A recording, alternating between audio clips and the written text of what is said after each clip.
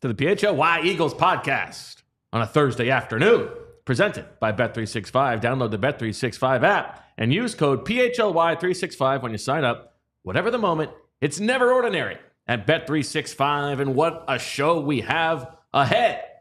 It's the day of the deep dive ahead of the Rams game on Sunday, the divisional playoff round. And you know who's with us. Fran Duffy, Deniz Selman, Zack Berman, Bo Wulf. But who cares about him? How you guys doing? Deniz, thanks for being here. Double duty again. What am I? You're giving me the Jahan Dotson treatment, huh? What is that? Oh, you get it because the happy you're here. Yeah. Yeah. I thought you were historically useless for the first 17 games of the season, and since then you've been great. Thank you. Zach, how you doing? Good posture. Excited for the show, Bo. Do you think this will be as good as Tuesday's show? It better be. Better. Yeah. I mean, listen. I thought it was a great show. The comments are rolling in. 140 comments on that bad boy. Gotcha. So now we're paying attention to the comments? 90% of them saying that it was the best show that we've had in a very long time. Worldview. Only believe in the comments you like and not all the... And only the ones I ask for. Yeah, disregard the other ones. Yeah. Yeah? Even more thoughts on Bears to share with us? Unless they're from the Chicago, no. All right. Fran, have you ever been to the Chicago? I have been to the Chicago briefly. Yeah, it's a great food city. Great food city. How you doing? It is a good food city. Great. Busy time of year, but that's time of year? Yeah, no, it's look, we got a big game on Sunday to we break got a lot down. to get to. Yes. We got a lot to get Great to. mock draft yesterday, by the way. Thank you. That. Thank you. Yeah, it was fun to talk about it on the on our draft show. At some point, somebody will see it. Maybe. We'll see. I don't know. We'll see. Anyway, let's talk about this game. Let's get right into it because we got a lot to get to. We got Swooper coming up. We got a new segment, a new sponsor. That's very exciting. So we're cooking with gas, and we're getting ready for a big game on Sunday. So, Deniz, you think that the Rams offense versus the Eagles defense is a little bit more interesting? Maybe because you're bored to death by the Eagles offense. But yeah, I think that's right. I think Rams offense, Eagles defense is the more good on good in this game. Yes. Right, for sure. I mean, it's the better unit for both teams. So let's talk about it. Let's get right into it. And it was an interesting game for them against the Vikings last week for some reasons that you were texting us about, Deniz. Everybody knows that like the typical Sean McVay offense is super heavy 11 personnel, like live in 11 personnel. That's what we do. That was not really the case against the Vikings. What did you make of that? Yeah, it was I noticed watching live, and then it was confirmed by the numbers later that, I mean, they came out in 12 personnel on that first drive, and they kind of stayed in it for huge chunks of the game. They were 45% 11 personnel for the game. A typical McVay offense, there were seasons where it was like 95%, like basically 11 personnel every play. This was the lowest rate of 11 personnel in a game for McVay since 2020. And the seventh lowest in his career out of 144 games. On first downs, they were only in 11 personnel 17% of the time. Also the lowest since 2020. And another thing that was interesting was the usage of the tight ends. Like 4 different tight ends played at least 12 snaps. Part of that was because Higbee got injured, sure. but still, like four tight ends. Like most teams don't dress 4 tight ends, let alone play 4 of them for double-digit snaps. And then only 46% of the targets in the game went to wide receivers. That's the second lowest out of 144 Sean McVay games in his career. So they were using the tight ends and the running backs more than they normally do. They're historically like super high wide receiver usage in terms of the passing game. And then McVay was asked about it in his presser Tuesday, and he said, if it fits this week, we'll do it again. He said being able to mix up personnels is beneficial, which is interesting because he's basically never done it. It's interesting. I was a huge flex, but I did reach out to our friend Jordan Rodriguez to figure out what she thought about that. Their tackles are very injured. Yep. Like they're banged up. So she thinks there was a part of it that was trying to help those guys, keeping the tight ends in to chip a little bit. But you were saying that it wasn't what they were doing every play. It's also if she has said that McVay has said before that if he can't really rely on his receivers to block, that's when he goes to 12. And so maybe Cooper Kupp being as banged up as he is was a factor as well. Yeah, I was going to say I think the status of Cooper Kupp may have had something to do with it. I mean, he's in one of the worst 4-game stretch of his career from a production standpoint. Just 4 catches over the last 4 games. That's the fewest of any 4-game stretch of his career. He had 1 catch for 29 yards last week. And when you start looking at the movement numbers from Next Gen Stats, the last 4 games, his average speed, 7.3 miles an hour, 7.6 miles per hour, 6.7 miles per hour, 7.5. So all in the 6-7 range. When you look at the previous 4, all of them were up above average speed of 8 miles an hour. So in terms of just like the average speed of the way that Cooper Kupp has been moving, definitely on a bit of a downward trend. There were a number of other like underlying metrics when you look at Puka Nacua's numbers versus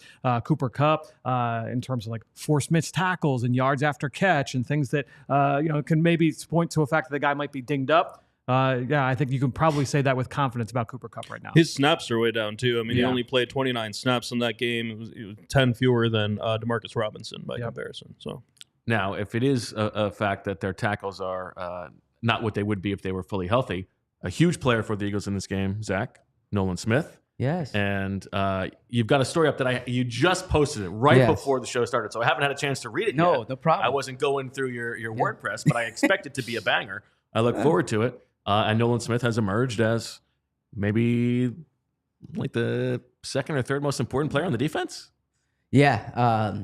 Well, first off, thank you for the plug. I could have used one more day on it, but I want to get another story out tomorrow. So way to get the people riled up. No. I think there's good stuff in there. I'll give you just the elevator pitch on the story. It's that Nolan Smith, he's motivated, fueled by the idea of he says he's supposed to be on the shipyards in Savannah, Georgia. He has his TWIC card, TWIC. I had to look that up because I didn't quite know what the card was at first. It shows how naive I am about being working on the docks. But he took me through a day on the docks. He actually worked there before his freshman year at Georgia, and the perspective that gave him. And I spoke to a number of different people in that locker room, from people who've known him from a long time, like Lewis Seen and Jordan Davis, to players who go up against him in practice, Lane Johnson, for kind of perspective on he's known as like the most physical, tough player, or someone who embodies that. So that's what that story's on right now on allphly.com. I hope you enjoy it. Any Ziggy Zabatka references from? No, but that's a great reference. Season 2. It's not my favorite. It's everyone's least favorite. Yeah. I think it's. I haven't revisited it in a while, but I think that it gets unfairly maligned. But to what your original question was, he's huge for the team for 2 reasons. First off, they don't have depth really at edge rusher. I mean, Bryce Huff's healthy, and Vic Fangio's just choosing not to play him. Played one snap. He played one snap. He played one snap. The only snap he played was an interception. So the efficiency, his success just rate, off the charts. Yeah. And no one, they don't want to give Josh Sweat more snaps. Yeah. And so Nolan Smith he's barely coming off the field when you consider what his role was going into the year to what he is now. He just had a career high 2 sacks, the youngest player in franchise history with 2 sacks in a game.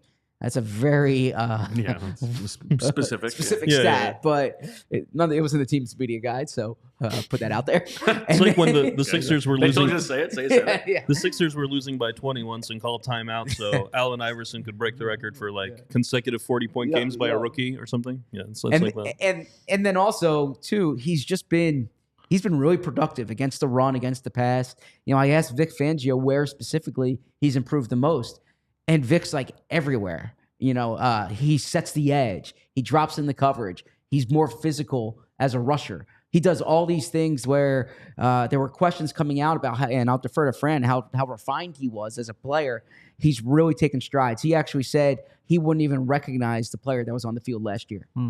And we also know in this game, in this specific matchup, Fran, how much Matt Stafford struggles when pressured. Yes, his numbers against pressure, they were really bad early on in the season. And really, even as they've gotten those skill players back, as the offensive line has gotten healthier, his numbers against pressure still have not really improved. When you look at it over the course of the season, he had his lowest EPA per dropback, his lowest success rate, his lowest completion percentage, his lowest quarterback rating since in the next-gen era, all against pressure this season. And so when you look at Stafford, the sack rate is down. Like, he's not taking sacks, but it's almost, at times, it's been comical this year. We talked about this going into the Week 12 matchup where if he's got pressure, he's just like, I'm throwing it in the dirt, I'm throwing it away. We saw the play on Monday night where he's just kind of flipping. He refuses to get sacked. He's doing a nice job there, but his numbers against pressure have not been as good. He threw more picks than more picks than touchdowns for the first time in his career against pressure. So, to me, that's one of the big keys of the game.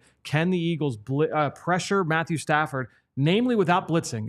Look, blitzing has not been the big calling card for Vic Fangio's defense for the majority of this season. We know that they rely mainly on that four-man rush, but I think when you look at those edge rushers, you look at Jalen Carter, Milton Williams, those two had huge games back in Week 12. If they are able to get to Matthew Stafford and affect him, that will go a long way towards an Eagles win. And do you think they are more likely to do that on the edge against Alaric Jackson and Rob Havenstein, or do you think it's more likely to come up the middle? I think you could probably get all of those guys to win some matchups here and there. Havenstein is probably playing some of the best football that I've seen from him in recent years.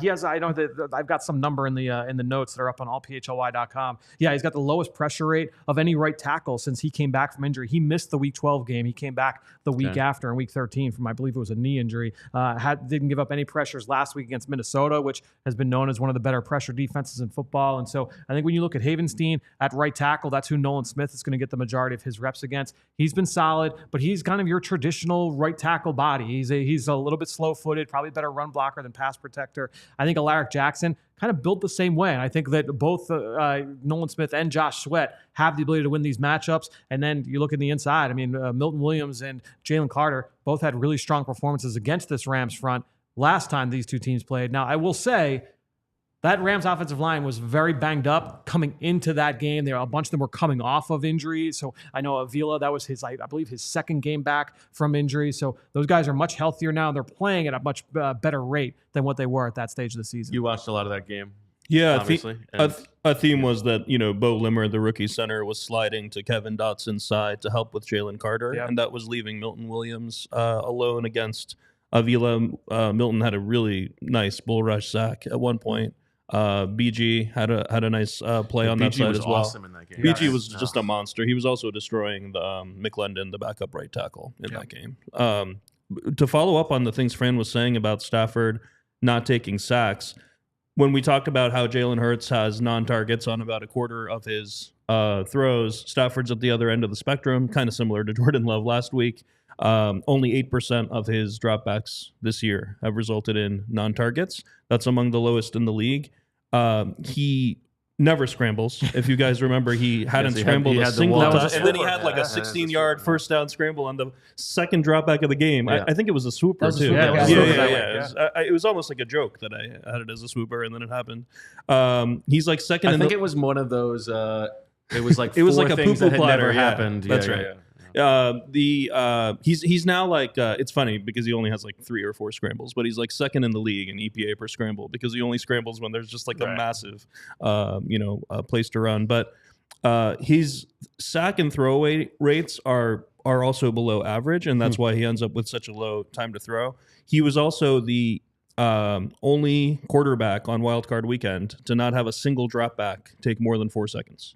So, like that's something where, like, if you look for the season, 27% of Jalen Hurts' dropbacks take more than 4 seconds. Wow. And only 7% of Stafford's have. That's the 5th lowest, and he didn't have a single one. And so when you hear that, Fran, do you expect, like, let's bring the corners up? To a certain extent, yeah. I mean, especially, look, I mentioned how Cooper Kupp is not moving all that well. Puka Nakua has not been, I mean, look, he can catch vertical throws, so you're not necessarily worried about getting beaten over the top by those two starting receivers. Now, Demarcus Robinson from the slot has been a nice vertical weapon for them. They love hitting those deep corner routes with Robinson. And then Tutu Atwell's got real speed as well. But he's kind of a bit player for them right now in this offense, especially if they're going to lean heavy into 2 tight end personnel. We'll see with Tyler Higbee and his medical status. But I think when you look at these receivers, I don't think you're necessarily worried about it from a speed standpoint. I don't look at it the same way as I looked at last week's matchup against Green Bay, where I thought this was a good opportunity for those guys to get up on the line of scrimmage and really try and rough those guys up. Yeah, depth chart wise for them, the rookie Jordan Whittington has really taken over as that 4th wide receiver. I mean, Tutu Atwell only played 1 snap on Monday night. Yeah. He's like a de facto tight end fullback, Jordan. He's a big dude, good blocker. Yeah, he's the way I described him. He's like a small package Puka Nakua. Like they use him as a dirty work player. A lot of lined up to the formation, block a linebacker, block a safety. How long have you had in the scouting report money down instead of third down?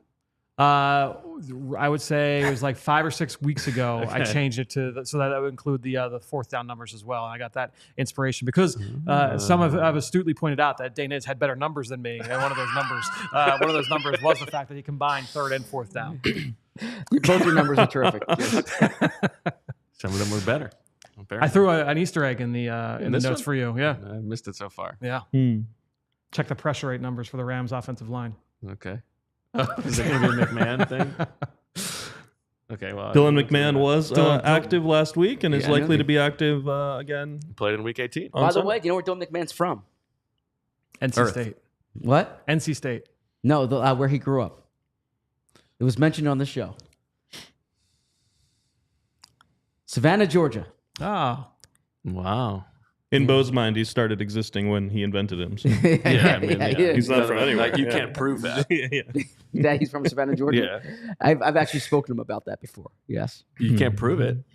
Just because he says that. When I invented him, he came pre-uploaded with memories of a childhood that never existed. I actually asked him what memories he had of Nolan Smith coming up in Savannah, Georgia. And what did he say? Yeah, they're from different parts of town. They knew of each other. Then Nolan went from Calvary to IMG, which is in Florida.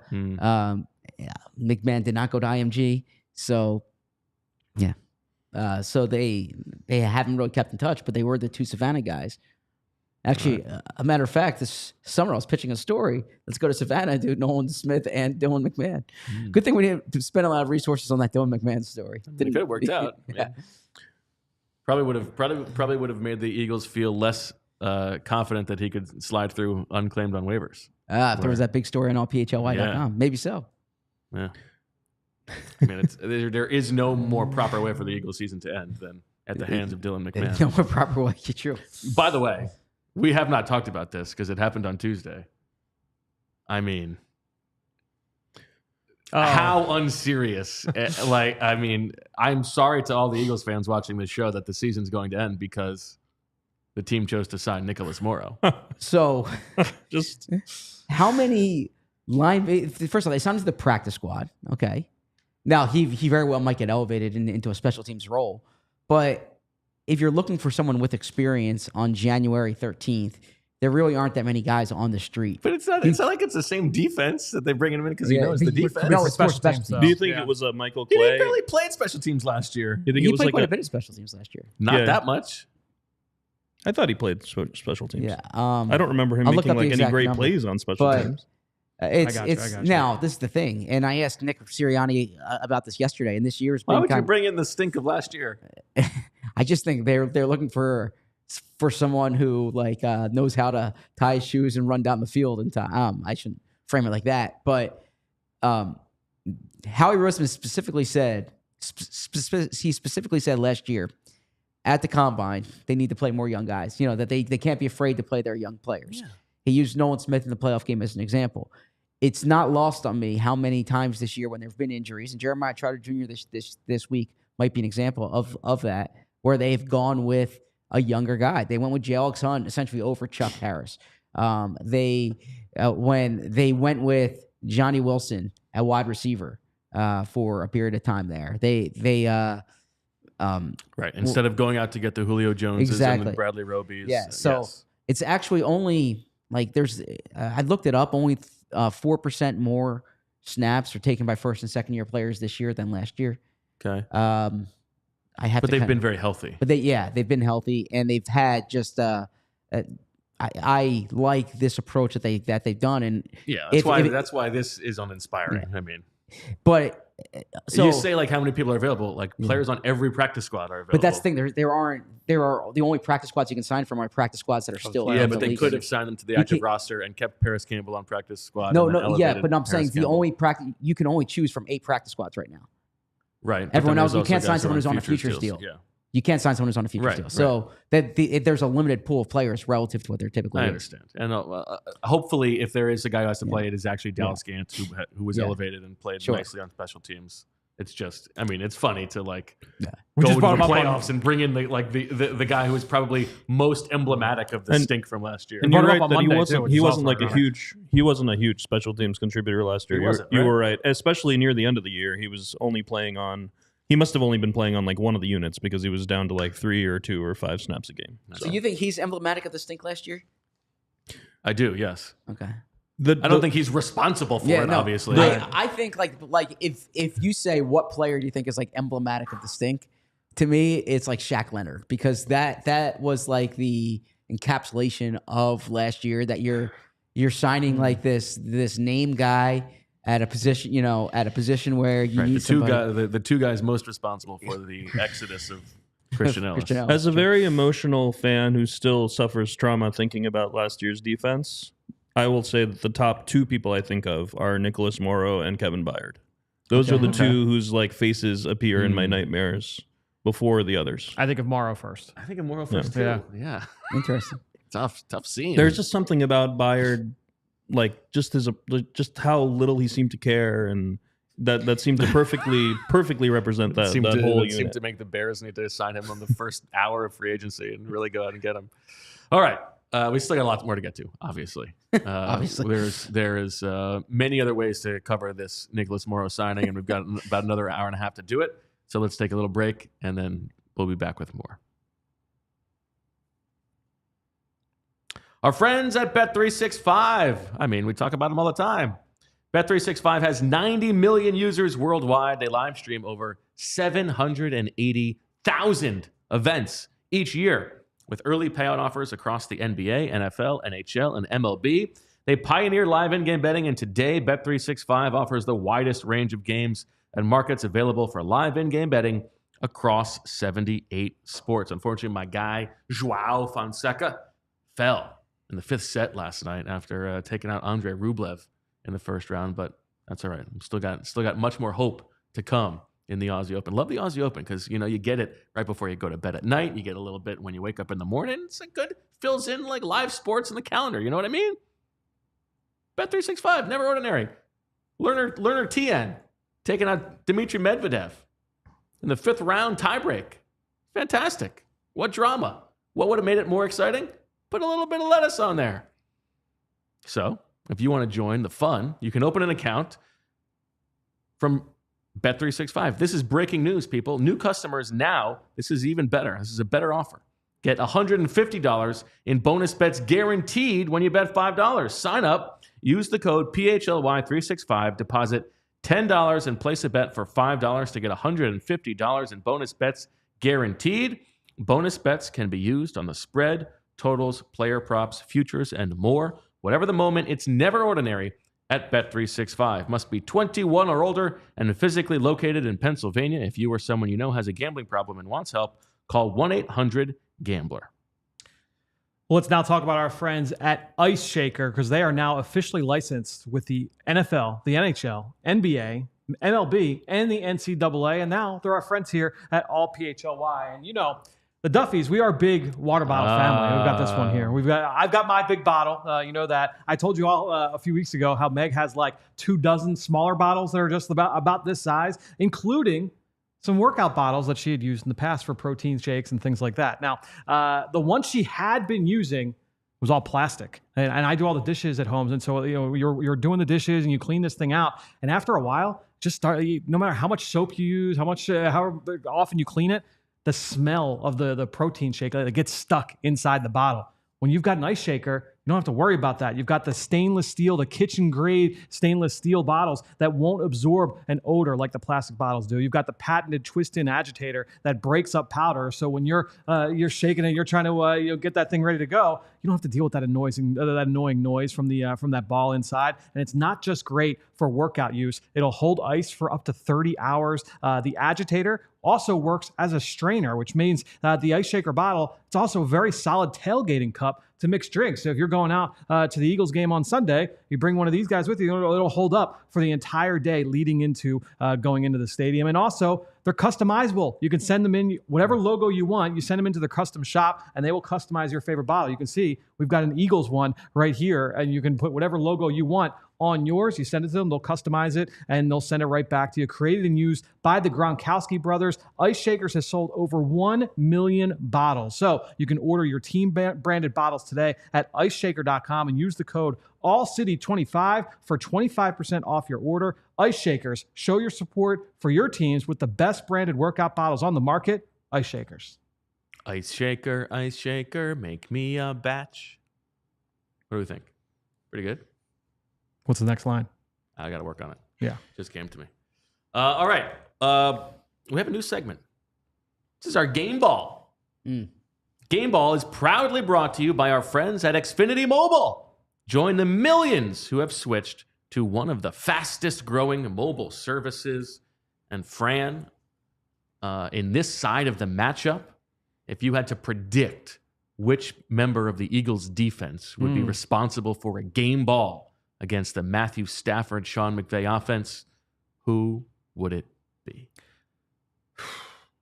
I don't think this guy's got an easy matchup. Okay. But in terms of a guy that has shown up in the past when playing this team, last year, 2023, Jalen Carter had probably his best game as an Eagle, in that rookie season in that game out west in LA. Now, in this past game, Deniz mentioned how he was doubled almost every single play. He was doubled at one of the highest rates of the season against the Rams. I don't know, and he wasn't as effective. I think he had one pressure the entire day against Stafford. I think that Jalen Carter bounces back here in this one. And honestly, if the Eagles are going to get this win, I think Carter has a big reason why.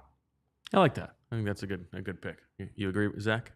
Yes, if you think back to that Rams game, Milton Williams had a huge game too, Yep. and I think a lot of that was the attention that was going to Jalen Carter. So I think that is a superb pick. Well, there you go. Jalen Carter, congrats on your theoretical game ball. I think Eagles D-line against Rams O-line is just definitely a place that Eagles fans should feel good about, right? Feel good. Like all across the line, I think. Okay, now By the way, the person who got the actual game ball last week was Nolan Smith. And the speech that Nick Sirianni gave was, I love this effing guy. I'm going to give this ball to. I effing love this guy because he plays so effing hard. He's just a nasty, violent football player. And he played his beep off today, Nolan Smith.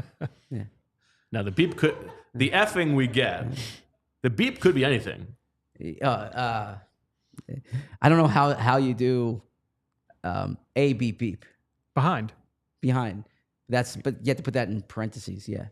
He played his parenthetical behind off. There's lots of ways to do it. Sure. But yeah, it's Nolan Smith won the game ball last week.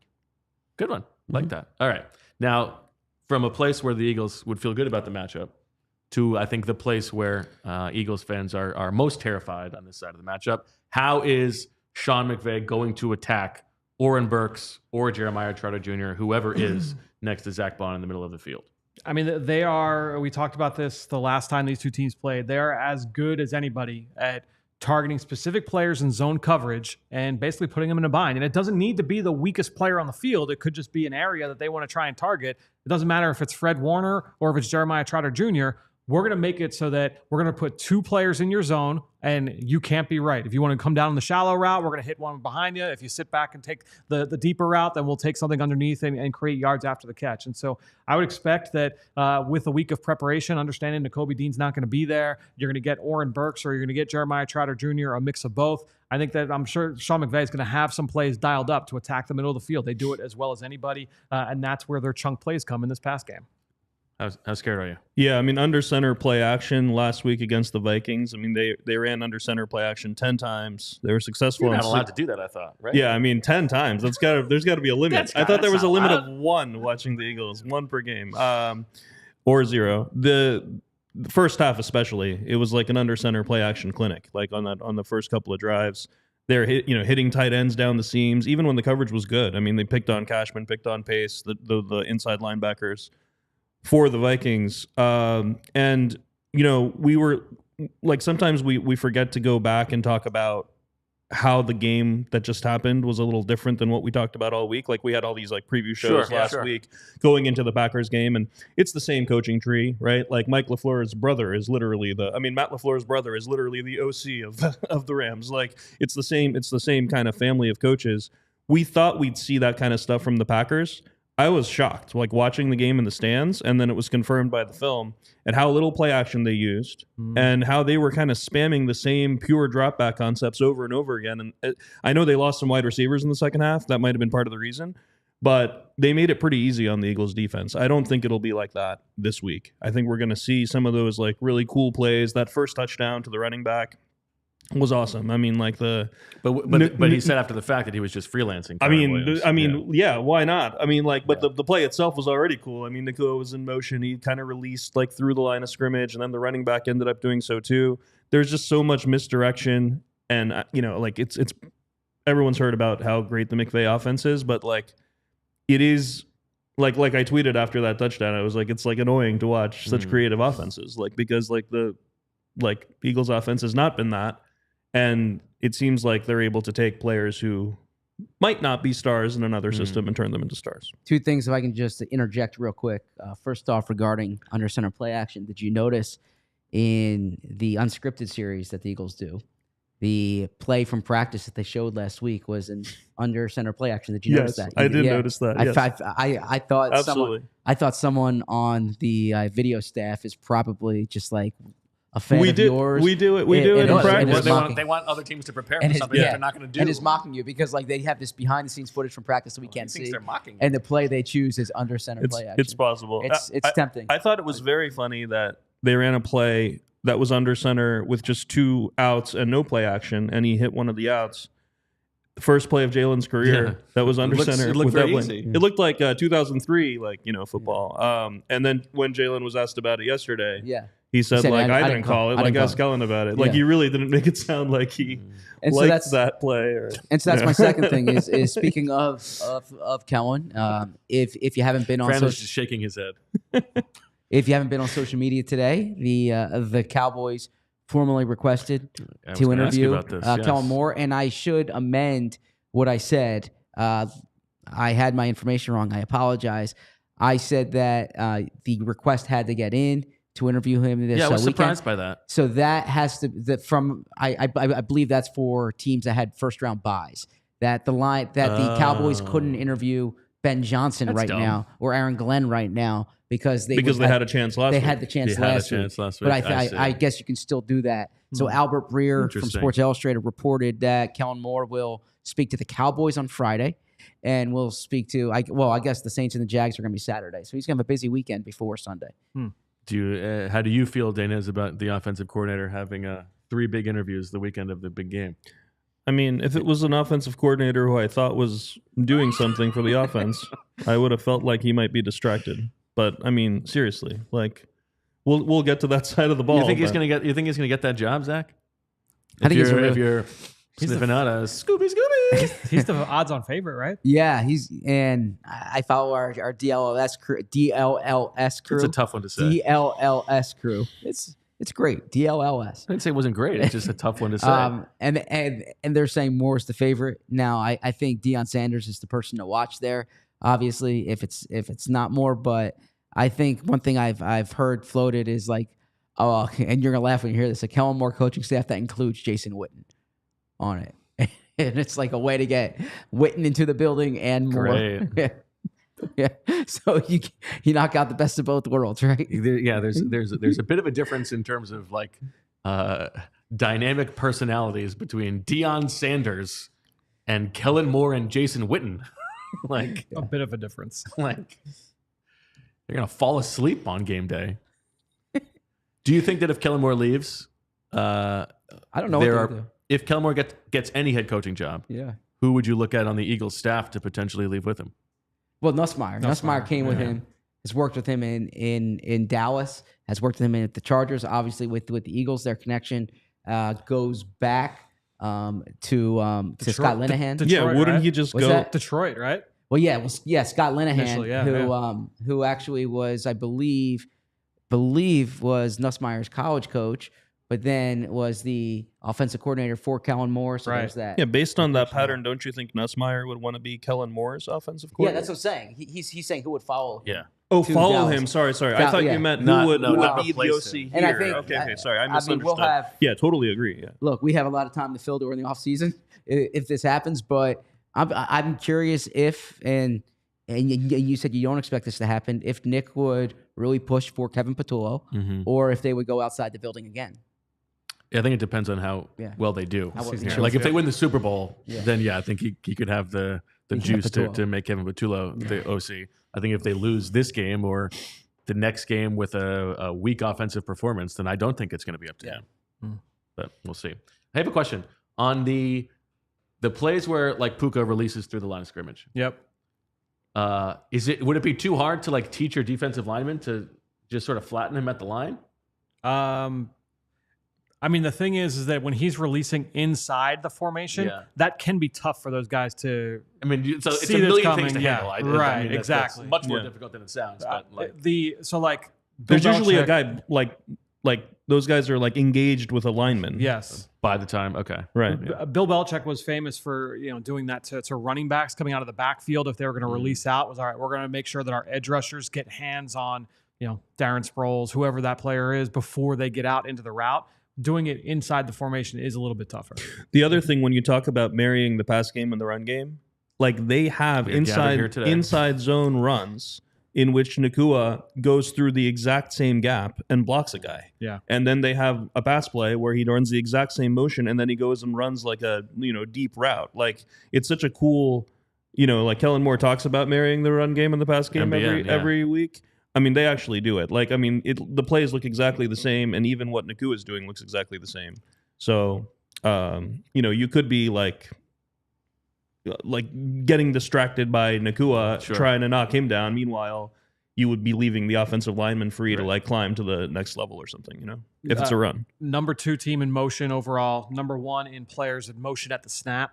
Number 1 in multiple motions on the same play. They gained 1,600 yards. Skill players for the Rams gained 1,600 yards after being the person in motion. That was the most by any team in the next gen stats era. Now, the Eagles have been great against motion this year. They are number 1 in yards per play against motion. Zach, you asked me a few weeks back, what do you make of some of these splits? The Eagles defense has been great all season long, so they're going to be good in all of these splits. But when you go back to that Week 12 game, they did allow 6.0 yards per play against motion. That was one of their worst games of the year in that stat. So it's just something to watch. And as Dana has mentioned, they do such a great job of dressing things up. Puka Nakua, that's one of the ways they get him the ball, is put him in motion, whether that's outside the numbers or within the core of the formation. I just want to be clear. I am actively listening. The reason I have my screen up is the Eagles are practicing at this time.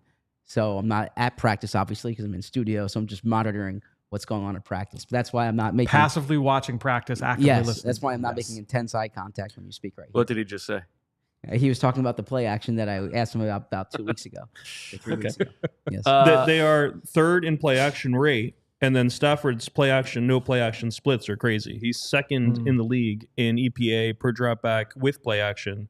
Goes all the way down to 26th on plays without play action. They do the play action rollouts at one of the highest rates in the league, and one of the reasons why is because it's a great way to keep him away from pressure, to get him out, because he's been not as good against pressure. Good way to keep him clean. Do those play action rollouts, those bootlegs, and allows him to get the ball out fast. I think he's been sacked 1 time on a rollout all season long. And in case you've never heard about his arm talent, he can throw the ball from any angle off his back foot. So when we talk about how good the Eagles defense is against motion, is it just because they're a really good defense? Yes. And they don't bother with motion? They just they just sort of stay where they are and play their keys? Or is there anything specific to what they do that?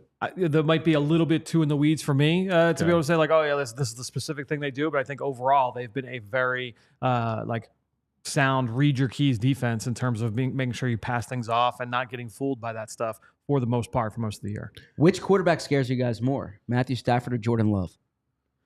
Well, Jordan Love is not playing anymore, so I think in the playoffs. You know what I mean? Yeah, I think going into last week, which quarterback do you think has a better chance of beating you, Love or Stafford? Stafford.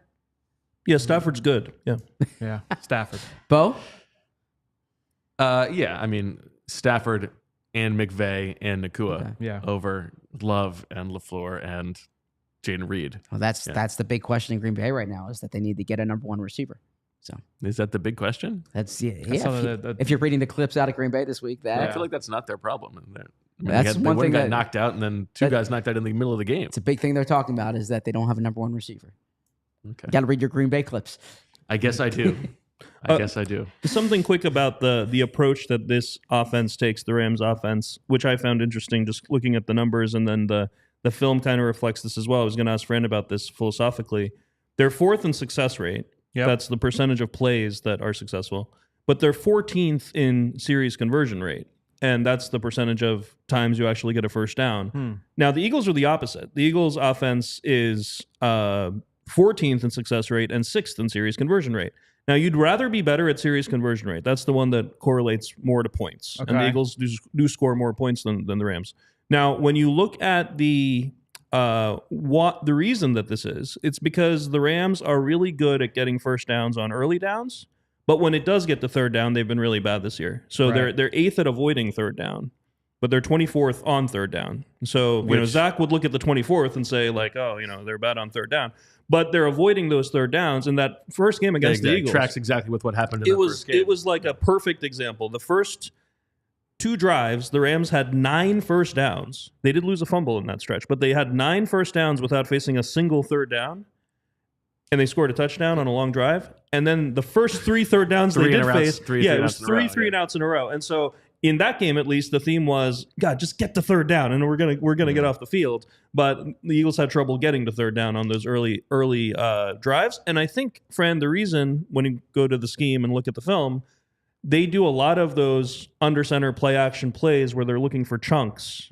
on early downs. And that's something that I've been really frustrated that the Eagles don't do.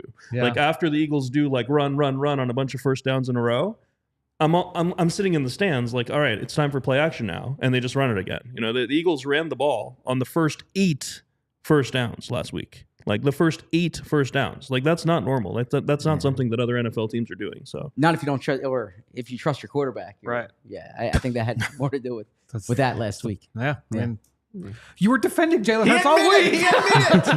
What's it? Yeah, I'm defending Jalen Hurts. I'm saying, but I think the coaching staff called that game conservatively because Jalen was coming back. I don't think it's that. I shouldn't say trust.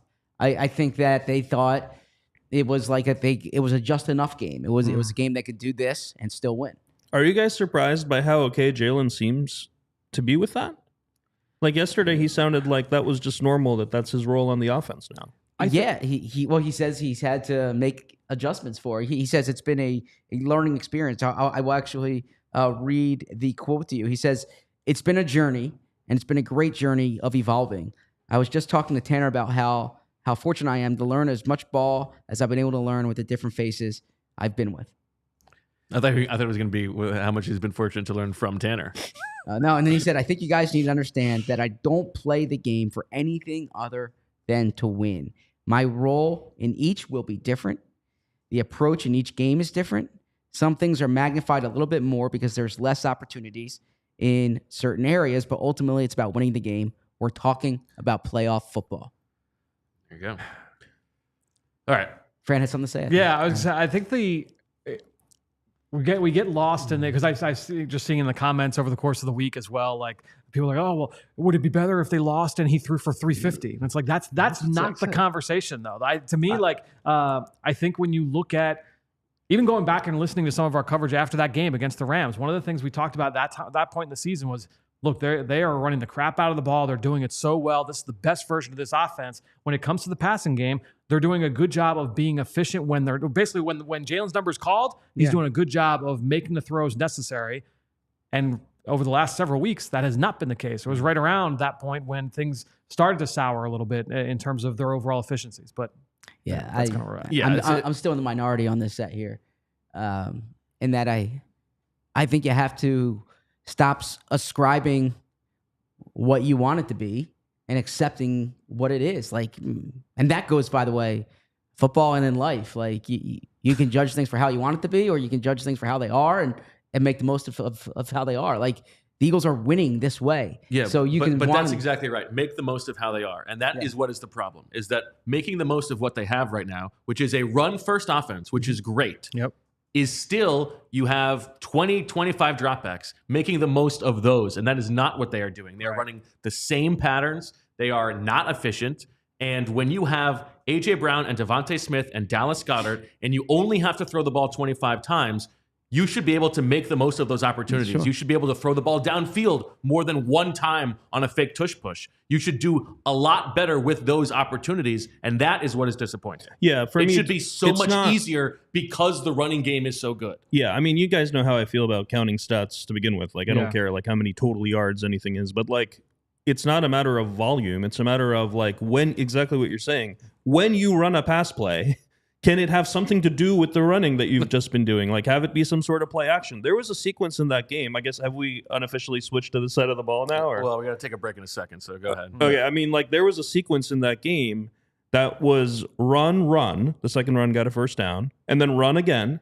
And then the next play was an empty formation, the famous drive play that Fran and I have been talking about all year, that they've run a bunch of times. Nobody was open because everyone's memorized that play at this point. Jalen got sacked. And then the next play was a coward's draw. And there were boos raining down on the field. I mean, like you shouldn't be getting booed by your fans in a game that you're handily winning in the playoffs. And yet that's what's happening right now because the offense looks like a complete, like the run game and the pass game couldn't be any less married than they are right now. And my understanding was that was Kellen Moore's job. So like I've been on Kellen Moore more than most people. Like everyone's like, oh, it's Jalen and Nick, don't let him do things or whatever. But like it's like his job was to come in and convince whoever else he needs to convince to make the offense look modern. And I don't think that's happened. All right, let's take that break to hear from our sponsors. Now listen, we all need a getaway. I think we can all agree about that. But this Eagles season could be going on for a bit of a while longer. And so how could you do both? How could you get a getaway but still, be invested in here for this Eagles season? 2 words for you. Valley Forge. That's right. Winter weekend getaways and family-friendly affordability await in Valley Forge and Montgomery County, Pennsylvania. Valley Forge and Montgomery County have so much to offer, like must-see historical sites, tons of family attractions, a vibrant arts scene, outdoor activities, shopping, and more. Just 18 miles from downtown Philadelphia. I think Zach and I could use a little getaway together. And if it's not going to be to Detroit, maybe it'll be to Valley Forge. I think we'll have a good time. ValleyForge.org can help you discover hidden gems, endless activities, and tons of places to stay in Montgomery County. Get started planning that next getaway today. ValleyForge.org. Make it family time and make it Montco. Let me tell everyone about TrueMark Financial Credit Union. I always enjoy talking about TrueMark because it's a local company headquartered in Fort Washington where Joya went to high school. Did all of that holiday shopping leave you with a credit card balance that's weighing you down? Now think about this, okay? What if you could pay it off faster and with zero interest until 2026? I'm going to repeat that because you don't hear this very often. Zero interest until 2026. That's music to everyone's ears. It's true because TrueMark Financial is offering zero interest on balance transfers for 12 months. So all your payments can go toward reducing your balance, not just covering interest. I love that. Here's the play. Transfer your existing balance from another institution to a TrueMark Financial a Visa credit card and take advantage of this amazing offer. But hurry, you have to apply by February 28th, 2025, the last day of February. Whether you're interested in earning rewards, cash back, or simply prefer a low rate for everyday purchases, with TrueMark, you can choose the credit card that best fits your financial needs. Visit TrueMark.com/compare for full details and to apply today. TrueMark Financial, federally insured by NCUA, equal opportunity lender. Terms and conditions apply. All loans are subject to approval. 3% balance transfer fee applies. Standard rates apply after the promotional rate. Is there any news from practice to pass along? A.J. Brown is out there, as he said he would be. Spoke to A.J. Brown yesterday. A.J. said that he came out of the game healthy. He thought he thought he was fine out there. He thought he was open out there. He said that. Well, he's always open. Always open. He also said he got asked quite a bit about the book and kind of the reaction to it. Underdogs? One can only wish. No. The franchise. One can only wish. I mean, No. I would love some royalty checks on A.J. Brown's behalf from that, but no, that's not happening. It's going to Inner Excellence, which, by the way, my copy arrived. I'm eager to dig into that. I've already finished the A.J. Brown passage, and now I'm getting through to the rest of the book. He said, quote, "I'm going to continue to be myself. It's not pretend. It's not a facade or anything. Who cares who don't like it? I'm a 3-time All-Pro. I'm going to pop my beep. That's just what it is. I do that for myself. I'm not a distraction. All you ladies pop your beeps like this. Most importantly, I go out and do my job. All of that other beep, it doesn't matter." We're a family-friendly show. He also learned his influence. Since when, according to you? You're the one who's always cursing. Always. They have a very interesting way of using always. He said, "Me personally, I'm very humble, so sometimes I forget who I am in a sense of how big stuff can get blown out of proportion because I'm just being myself. I'm not trying to cause a distraction. Hats off to Jim. He's a great guy, and the book is amazing." Also, news from practice that Dallas Goedert is not practicing, Zach. See, I was That's intently going to listening. affect Deniz's opinion of the game. Yeah, I mean, Did you hear? they're not going to be able to run the ball. It's the first time I've agreed with Kellen Moore all year. He talked about what a big impact Dallas Goedert had on the run game last week. Okay, I see. See, this is what happens when you don't have your computer screen in front of you and you put it down when practice is going on. I'm sorry. Why is he not out there? He wasn't on Wednesday's injury report, so I don't know. I will be in the locker room in an hour and 50 minutes, and I imagine I will try to find that out. Goedert did play in the first Rams game. For those of you who don't remember, it was before this last injury. But DeVonta Smith did not play in that game. Correct. That's right. All right. Anything left on, let's say, the Eagles secondary against the Rams offense? How do you expect them to handle Puka Nakua? Just wherever he lines up? Yeah. They trust all three guys. They move him around so much that it's not going to be a matchup type of thing. The big thing, too, to keep in mind, I mentioned Cooper Kupp's lack of production. I mean, it is an extreme target funnel right now towards Puka Nakua. Now, his numbers last week were a little bit modest. It was a little bit of a weird game from that standpoint. Higbee was a much bigger part of the offense and part of the passing game this past week against Minnesota. But when you look at his numbers, really over the last several weeks, Puka Nakua, the highest target rate in the NFL, 39.8%, 3.7 yards per route run since his return from injury in Week 8. That's His also numbers are number one in insane. the NFL. Just extreme target hog in that offense. His yards per route run, 3.57 on the year. Number 2 the entire decade in a season after Tyreek Hill from last year. Wow. It's insane how good he has been. Now he gets the ball, like yards per target. AJ's ahead of him, but he's just been unbelievable. We have the Scoopy. Yeah, there Dallas Goedert's out of practice today with an illness. That's going to show up on the injury report later today. So There you go. nothing to worry about there. Thank you. Yeah, when you look at EPA per target, he's only a hair under AJ Brown, and he's getting like 2.5 more targets a game than AJ Brown. Yeah, he's. I mean, the way that they use him too, but he is awesome. We talked before the Week 12 game, and the memory is I'll have to try to remember this off the top of my head. But when all of those guys have been healthy, so Stafford, Kyron Williams, Puka Nakua, and Cooper Kupp, when all of them were on the field together since the start of last season, they had the highest EPA per dropback, highest success rate of any group, any pass catcher, any skill group in the NFL. Now those numbers have gone down a little bit, but basically when those guys are healthy, since the start of last year, when that group is healthy, and playing at the same time, they average 1.3 more yards per play, higher EPA per play, higher success rate, like significant jumps in all of these than when not. And the reason why I say that is that since they all have not been healthy for the majority of this season together, a lot of these numbers that you see from the Rams offense this year, they're a little bit hampered by the fact that they did face so many injuries. And that doesn't even take into account the fact that they've had like 13 different offensive line combinations as well. And Kupp is not quite the same. Right. That's and especially down the stretch. I can't help myself in this studio because on post-game shows, You're here. I'm where you are, and like the shot's a little tighter, and so I have to lean over here. And so every time I sit in here, I'm like really leaning to the left. Gotta focus on it. Heavy as the head. In week 12, I got a man spread. In week 12, Nacua had 13 targets and Kupp had 11. But when you look at the explosive plays, they were all Nacua. I mean, he had 9 catches for 117. Yeah. Kupp had 8 for just 60. And Fran, I was going to ask you, federally insured by the NCUA. Just keep rolling. I got you. Just keep rolling. No need to slow down. Just keep rolling. Fran, there was more. The Eagles, Fangio used a lot more man in week 12 against the Rams than most games this year. 43% of the dropbacks before garbage time were man, and he also blitzed and used a bunch of exchanges.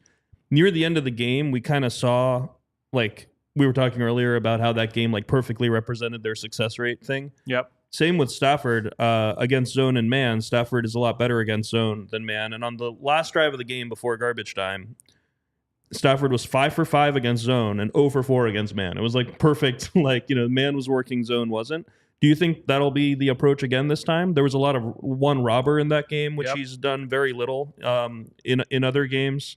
Do you think it'll be similar this time? Yeah, I mean, the robber coverage has been an answer for them for teams that like to attack the middle of the field. We talked about that when they were getting ready to play Cooper Rush and the Cowboys. That interception that CJ Gardner-Johnson was a version of cover one robber. I think when you look at playing man-to-man coverage against this offense, number one, you're not worried about the scramble threat, right? So there's a little bit of ease there. But then also, when you look at Kupp, this version of Cooper Kupp, and when you look at Nacua is not like this athletic mismatch player. A lot of what he's extremely strong. He's got outstanding hands. He's a pretty good route runner. He plays through contact really well. But you're not lining up. If you have Darius Slay, if you have Quinyon Mitchell, those guys should be able to stay in his hip pocket. They've got the athleticism there to be able to hang with him. He's not that kind of lethal threat. It's more about like, he's really, really strong, and then the usage that allows him to be as productive as he is. I have a question for all of you, because there's flurries right now at practice. The forecast is calling for potential snow. I saw this quote from Andrew Whitworth. This is in line with what we're talking about with the Rams offense. He said, "I think you can make an argument with how this Rams team is built that they actually have a better chance in Philly than they do in SoFi." I think he was talking about playing in those elements. As you look at this Rams offense, is there any merit to that the Rams are a team that's better built for the snow? I mean, frankly, I think it's not the point he's trying to make, but I think there's a chance that a game in the snow is a fewer possession game. Sure. Yeah.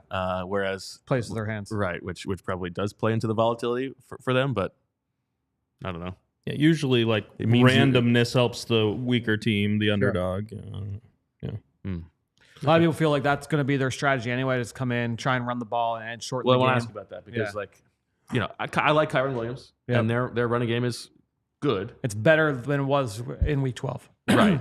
And on the season, it's 14th in EPA per rush, but I am not worried about anybody's running game against this defense. Yeah, but it's the same conversation we had last week with Jacobs, where it's not an explosive rushing attack. Kyron Williams isn't going to be busting off those big runs. It's going to be more about like success rate, keeping them on schedule, making it so it's third and medium, and Matthew Stafford could still line up under center, and you could work in all the play action, all the motion. Okay. Yeah, they hit one run. CJGJ just misfit a run early, and they hit it for 27 or something in that first game, and that was really the only one.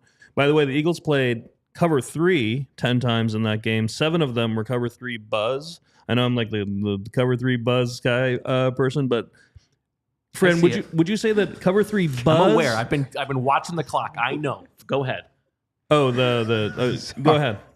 No, finish your point. We got 40 seconds. Would you agree that cover 3 buzz is kind of like the zone version of one robber? Like you have a safety coming down to the middle of the field rather than the flat, and that's probably also to take away the middle of field stuff. Absolutely. Right? Yeah, cool. You see that? They were able to finish their conversation, and we still got time to tell you that if you're watching on Fast, we thank you for watching this episode. We got like another second half of the episode. We're not even halfway through. We got a lot to go, and you can check it all out on allphly.com. Buckle up. Buckle up. Now we turn the page to the other side of the ball. 2-hour shows. You're free to leave. I think I'm imagining Zach just like taking off. I guess. Don't threaten him with a good time, bro. Well, no, he'd miss Swooper. Okay. Do we think that the Eagles are going to just do what they do and just try to run the ball? Yes. Yeah. It's so annoying. But I think they're going to mix in some play action. That's the thing. It's like, That'd be nice. I don't mind running as long as the pass game benefits from the running. And I just... And if they're handing it off to someone other than Saquon Barkley. I think Saquon Barkley's the best person to hand the ball off to. Okay. I also think they should throw it to him more, which I've said. And I also think that, like, after you run on the first 8 first downs of the game, I think the 9th first down of the game should be play action. Instead, it was like a mirror double short outs with no play action. Like, I just don't understand how you're getting into these calls after all that running and success running, by the way. 3 of those 8 first down runs hit for double-digit yards. And then the next play just has nothing to do with that. Like, I just don't understand why. You can tell pre-snap that it's not going to be, it was like one of them was literally empty. Like, I just don't understand that. I just look. I mean, what about this Rams defense compels you to think that they're going to stop the run this week? Unless they're having like 9 guys in the box, Which they might do. Yeah, to me, they just don't have the personnel. They don't have the scheme to stop Saquon. Why do you think that they have been so much better on defense over the past month? I mean, this is a young defense, number one. I think when you're looking at this group overall, this is a new defensive coordinator, right? So there's a group that was kind of getting used to each other, getting used to themselves. And I think when you're looking at what they do well, it's a very fast group. It's a very aggressive group. They don't have Bobby Brown is their nose tackle and is probably their best run defender, at defense along the defensive front, and then at linebacker they just don't have like stoppers there. I think you look at Omar Spates, a Philly kid, he's probably their best run defender at linebacker. Roseboom is kind of like an Alex Singleton type, like run and chase. He's going to give you high energy, high effort, but not a guy that's like, oh man, like he's going to be your stopper inside. So I think when you're looking at this group, they just don't have like great personnel for stopping the run, but they do a lot to really give people problems in terms of when they get into not just like 3rd down, but if it's 2nd and 8, like that rush package is going to come on the field and they're going to create havoc. And it's been extremely productive. Last week they wrecked the game against the Minnesota Vikings, and it's a lot of the same things that we said last week, sitting in these chairs about the Packers going up against this Eagles offense. Was like, look, pass game, they might try and wreck the game that way because of what they can do on the coverage end, on the rush end. I think this rush group is better than the Packers. Okay. The thing, though, that makes it feel a little different for me is that the Packers had a very good run defense. This group just does not stop the run nearly as well. Now, it's a 1-game sample. Anything can happen. Maybe there's injuries involved, whatever. But I think when you look at it, to me, the matchup is too good for the Eagles to not take advantage on the ground. Eagles Your numbers, 23rd, their defense in rush success rate, 22nd in EPA per rush, 21st in run defense DVOA. Yeah, in the first game, the Eagles had a 97th percentile game in EPA per rush, and the run game variety was awesome. I counted 15 different runs, including some that they had never done before. Fran, I don't know if you remember that counter trap play that like the Rams had done the week before. Do you think coaching staffs, like when they're watching their next opponent, like just get ideas just because they happen to see that and then run that play? I feel like the Eagles have run plays that are kind of things that the opponent normally does against that opponent a few times this year. Yeah, that might be a coincidence too, just because a lot of teams have that's been a little bit of a chic play in the league this year. Has been that counter trap. Like I know the Ravens have run it a bunch. We've seen that. The Packers have run it a bunch. So that could be something that they just picked up off crossover tape and that they just happened to use it against the Rams. But especially like the outside runs have been real, and that's what a lot of Saquon Barkley's damage came. Outside the tackles in that game. They get the big counter run late. So it's. I just think, again, that's probably too big of a matchup to not take advantage of. That counter run was against zero blitz, and McVay was ruining that they were caught in a zero blitz on that play. You mentioned Omar Spates. For those unfamiliar with the story, from Philly, like you said, was a standout player, and a close friend of his was murdered the day before the friend was set to leave for Penn State on scholarship. Spates transferred to a Going out friend's west. family in Oregon, Yeah. in Corvallis, Oregon. But he was a big time high school player in Philly. He was at Imhotep, then transferred to Northeast High School for his senior year, and then that happened. Terrible story. Yeah. Yeah. I was going to ask you, Zach, about the Saquon play from the end of the game and the guff he got on the sidelines. Yeah. That was the funnest part of the mic'd up, I thought. Yeah, so they have the play's called No Mas, okay, and that, like Nick was trying to keep that close to his vest. It's not Like it is so funny because first of all, Every team calls it that, right? Yeah. right. First of all, like And, there's no like, every surprise player as to what has that said means. Second of all, why are you worried about the thing being people knowing what it is that you call Yes. it when the game is over? Yes, exactly.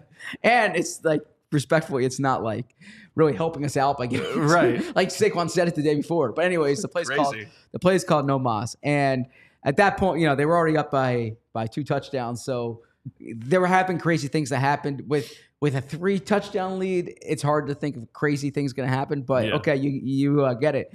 But even still, he went down right away. He could have run to like the 5-yard line and then went down. He saved went his down. own energy too. It's not just like Exactly. not having the defense Yeah. go back out there. He didn't want to get tired either. Yeah. So DeVonta did like the dad move. Come here, and was asking what he was doing. DeVonta and AJ.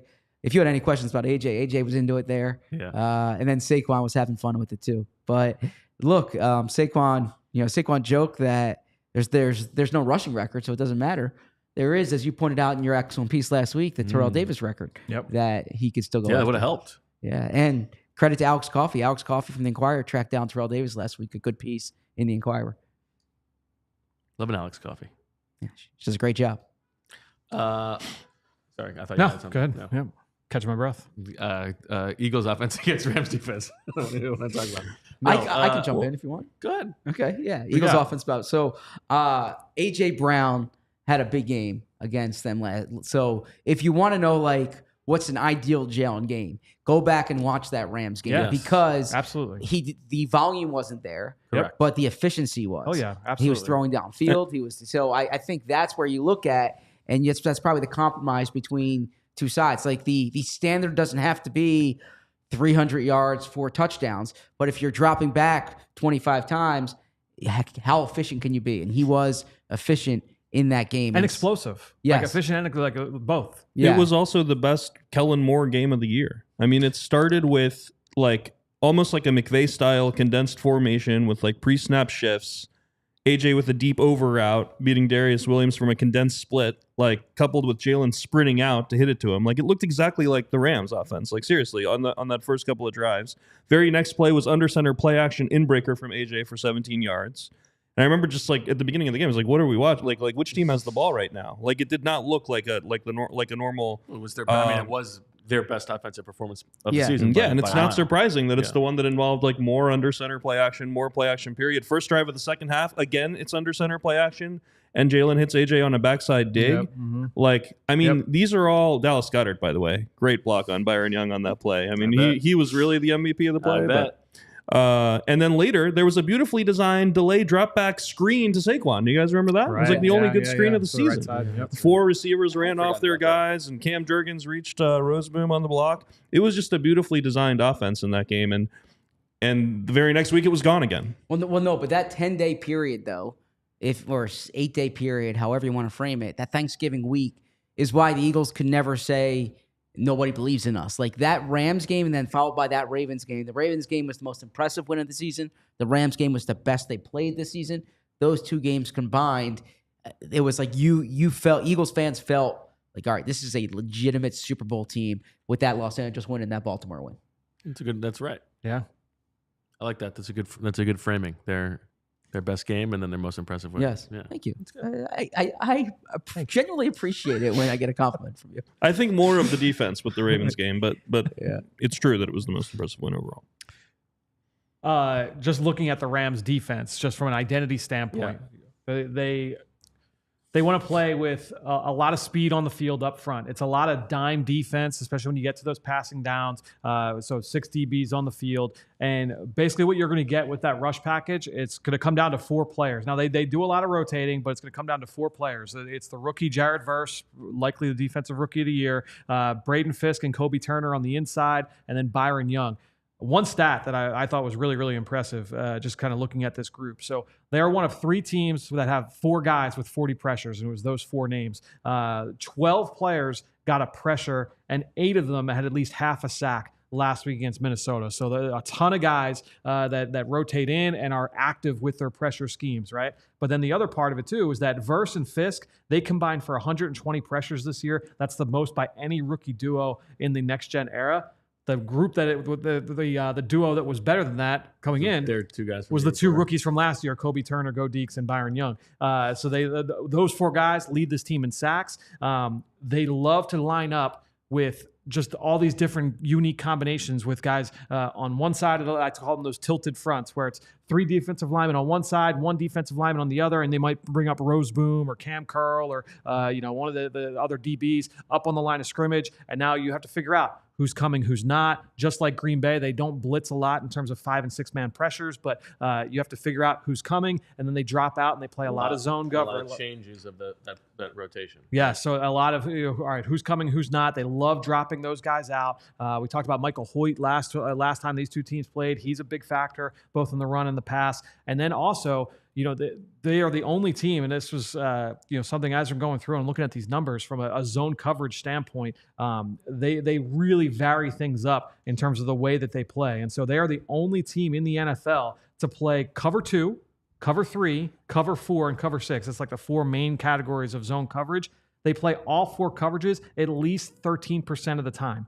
So they in terms of variety, and also cover 1 is also above that as well. So all 5 coverage families, they play at least 13%. So when we talk about like variety, Jalen Hurts trying to figure out what exactly are they doing with the ball. If they're going to force them to hold on to the ball, it's hick, and then that explosive rush is able to get home. And that can be the problem. Yeah. So and they have the same variety with personnel grouping. Fran mentioned the dime, but also base. They're the only team in the league that plays as much base as nickel. Yeah, they're 36% base, 36% nickel, 25% dime. So they're the only team by a mile that plays 25% or more of each of those 3 things. And they have big nickel and normal nickel. More big nickel though. They kind of live in big nickel these days with Quinton Lake, who's a safety in base, comes really down and plays the nickel. What's that? Playing really well too, Lake. Yeah. Right, and he has a lot of responsibility underneath in dime as well. Quick Jared Verse question. Yep. I was gonna say I don't envy your mind right now, but I actually do envy it. Like it's so cool. You got the Eagles going on, you got the draft going on. This is such a fun time. You had, I believe, 5 edge rushers in your top 17 in your mock draft. Jared Verse went 19 last year. Would Jared Verse go ahead of any of those 5 this year? For me, yeah, he would have been ahead of a number of those guys. Interesting. Okay, so you think that highly of Verse? Yeah, and also just I think that some of these edge rushers are pretty good, but probably just in terms of this class, inflated a little bit. But yeah, he would have been right in the thick of that group. Interesting. Jordan Mailata was on WIP something like 3 or 4 weeks ago, so it wasn't right after the Rams game, and they asked him about how the game went or whatever. I don't even remember which game it was. And he said, you know what, that Rams game, he just brought it up on his own. It had been like a month since the game. He said it was the most physical game he'd been in all season. And when you look at the film, he was in these one-on-one battles with Jared Verse. There was that one play that ended up being a scramble where Verse just like decked him. It was the only pressure that Mailata gave up the entire day against him. And Jalen was able to escape and turn it into a positive scramble. Yeah. But that's the only pressure that he gave up? Yes. Wow. That was Verse's worst game of the year from a pressure rate standpoint. Okay. And then Lane Johnson brought up yesterday that they had a lot of, he called it the 97 spinner package. He's talking about Michael Hoyt, or as I call him, Hooked. This was the Ufuk episode. Yes.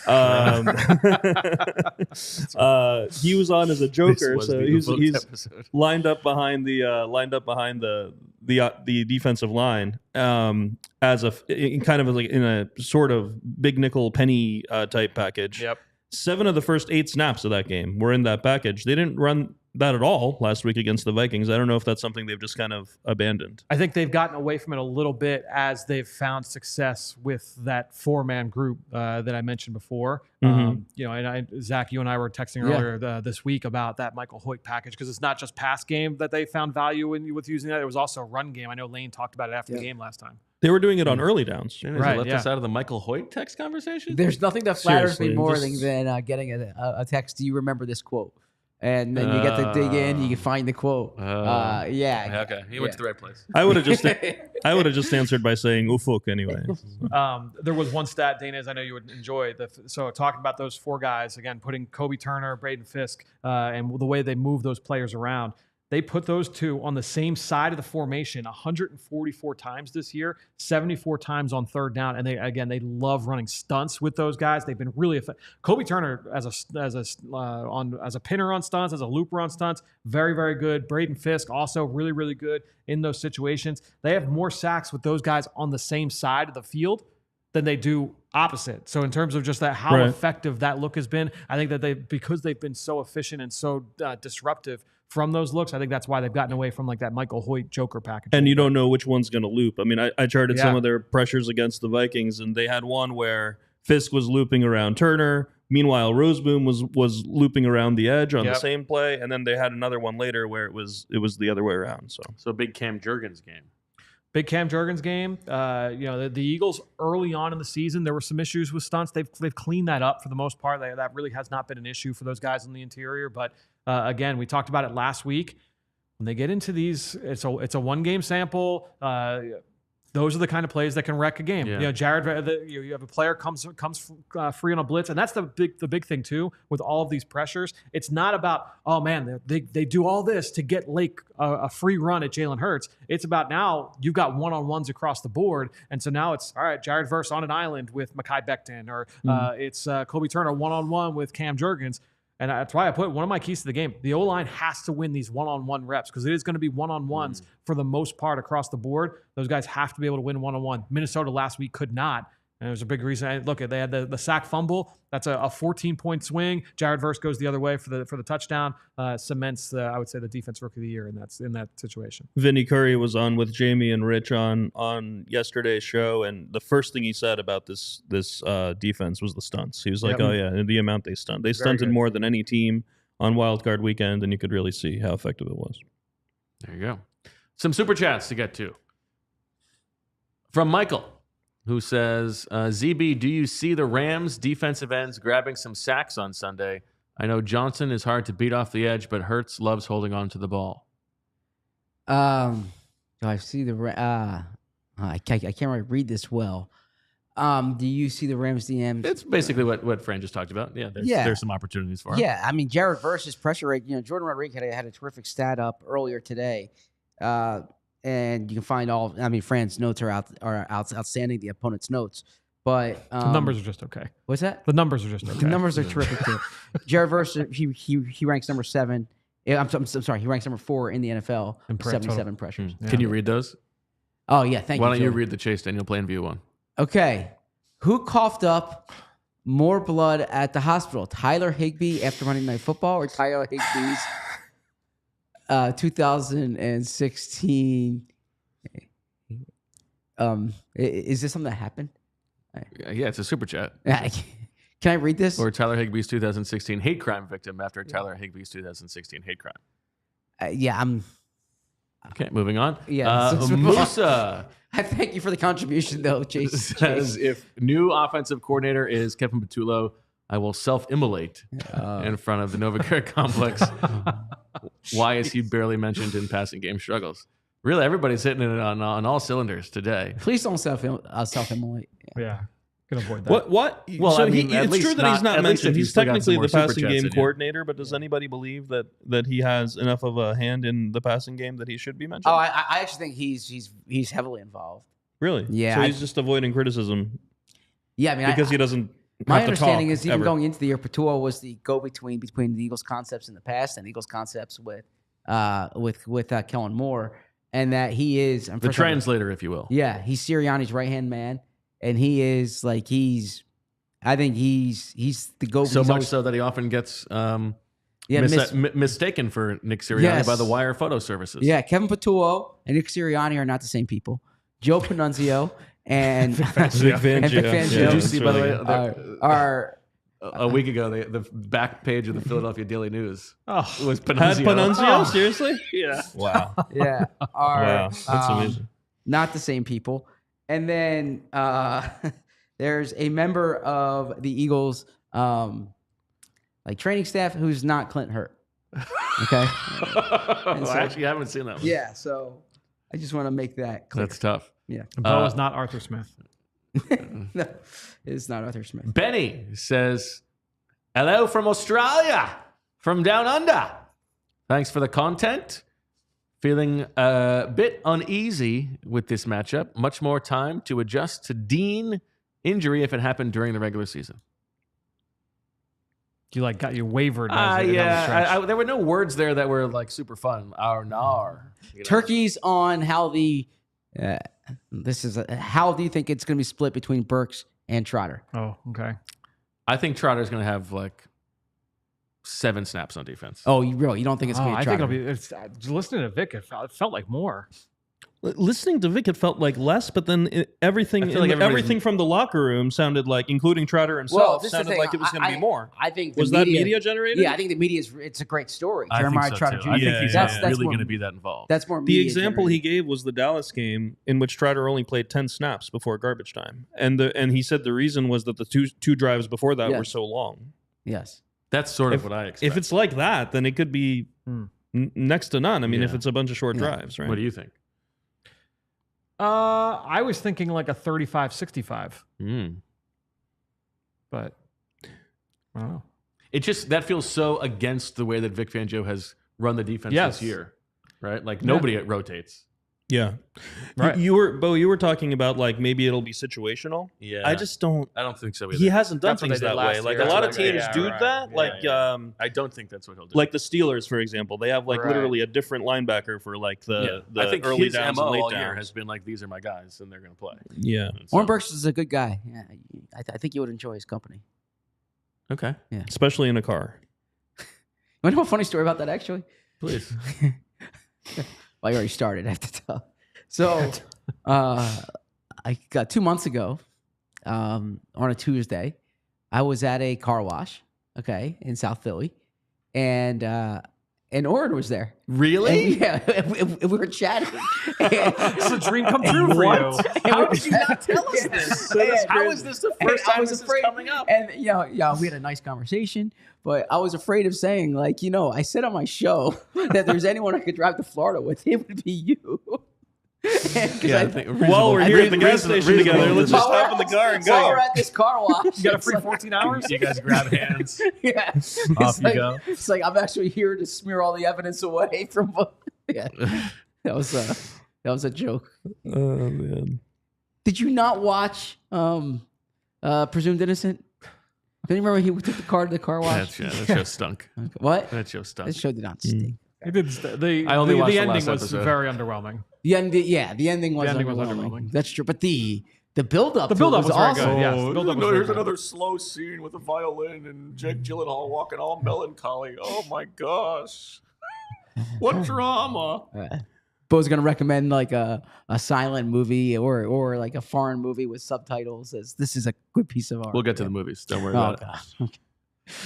All right. Anybody else got anything else that they want to? Well, maybe we Any can punches talk left to it. Maybe pull? we can talk it out of existence again. But the Vikings ran cover 2, often disguised, 18 times against the Rams against the Vikings. Yep. We talked all about how the Packers Jalen would do ran. that, And they and they didn't. didn't run a single. They ran cover 2. They ran cover 2 twice, and they disguised it once. And I don't buy that disguise. It was just one of the safeties was low and he Right, came high. came It high. wasn't one of Yeah, those it wasn't a spins great- where it's it wasn't a inverted unique or one. anything like that. So all I that agree. the exotic cover 2 stuff we were watching last week, Yep. they didn't do a single time.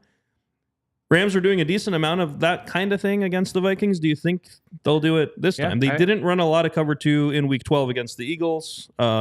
Only 5 snaps of it.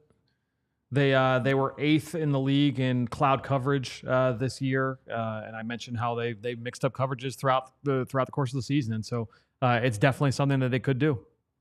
But again, like we harped on it so hard last week, but the difference in this matchup, like the O-line and the run game, to me, just it's so they can be so dominant in this matchup that I feel like it not negates the pass game concern, but to a certain extent, it does. And if they're focused on the run game, and if they're going to be in base, typically that means cover 3.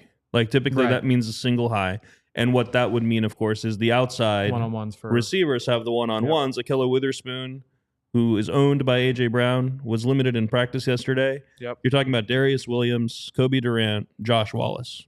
Do any of those guys sound like guys who can cover DeVonta Smith and A.J. Brown? Yeah, I mean, Kobe Durant is a talented yeah. player, and I couldn't quite get the rotation down between he and Witherspoon. He played more snaps than Witherspoon and has started every game down the stretch, except last week Witherspoon got the start. Very weird. Witherspoon has mostly been that third corner on the outside for them. Look, if they're going to be predictable routes in the pass game, which there has been for most of the, Kobe Durant is the kind of guy that will jump those routes and make you pay. So he has done that at times this year. He did it, going back to even college as well. So that would be something to watch. And Darius Williams is another guy that can finish on the ball from an interception standpoint. Okay. All right, there we go. Everybody ready? Everybody Let's ready for do it, Swooper? yep. Here we go. All right, last week's review. Zach, there are more total points scored in the Packers-Eagles game than in the Penn State-Notre Dame game. This one looked like a good bet at the time. Unfortunately, did not fall through did not happen for you. Yep. The Packers are leading at the end of the first quarter. Did not happen. Either team converts on 4th and 8+. Did not happen. The Eagles hold the Packers to 17 points or fewer. That was a nice value done by you. You got that for one. Fran, 3 items, but man, you almost hit all 3. Saquon Barkley and Dallas Goedert combined for more yards from scrimmage than Josh Jacobs and Tucker Kraft. You got it. The Eagles win. You got it. And then the bonus item, the Eagles play the Bucs in the divisional round. So close. Unfortunately, no. That's 2 for you. I had the longest play from scrimmage in the game as a Saquon Barkley run. Could have been, but he went down, so it did not happen. X and Y will combine for at least 150 receiving yards. A.J. Brown and Jaden Reed, not even close. Jake Elliott does not miss an extra point or a field goal. Didn't happen. The Eagles do not lose the game without losing the turnover battle. Very controversial. That did happen. It's a word, yeah. And an Eagle not named A.J. Brown or DeVonta Smith is targeted in the end zone. Happened right away on the touchdown pass to Jahan Dotson. And then the Eagles attempt to draw the Packers off sides. Now, when we were watching the game live, Fran, I wasn't sure if this had happened. It happened. Yeah, it happened. Yeah, And so, we overlooked it as we were watching the game. so I get the win. Do I feel great about it? I got the win. I'm at 7.83. Fran is at 5.33. Well within the range here. This week is going to be worth 3 points. So if Fran wins this week and the Eagles lose, he will win. If Zach wins this week, who is 3 behind exactly, I don't know what we do if there's a tie at the end of the season. I think we is do it for the items Super Bowl, hit? right? It's a strip off. No, definitely not. No, we do it for the Super Bowl. Oh, Super Bowl tiebreaker. And that everybody was the starts it. rules That in the was the rules past. in Yeah. the past. Okay. All right. And so I have no turkeys left over, so I start with 24. Fran, unfortunately, -7, so he starts with 17. And Zach has 4 extra. So let me write What's this the down order real quick. that It we're goes going me, to? and then Zach, and then Fran. That's the order. And so, yes, I'm at 24. Zach is at 28. Fran is at 17. And is everybody ready? Let's do it. Bo, Zach, Fran is the order. Oh, that is right. That is right. Wait. Because you started the first of the season, so it went from the beginning of the season. It went you, Zach, me. That's right. All right, so what are we doing? It's me and then Fran, who's at 17. That's what I thought. Then Zach. That's what I had. Okay. At 28. All right, now Does the order impact your guys' strategies at all? I'm just curious if the order matters that much. Potentially. Okay. potentially. Not mine. I just roll with it. All right, I'm going to go for a theme this week. It's my turn to go for a theme. Eagles are playing the Rams, the team of Hollywood. Oh, We're going to have a movie theme. I am going to start with one quick performance. Oh, no. no. This is actually not that.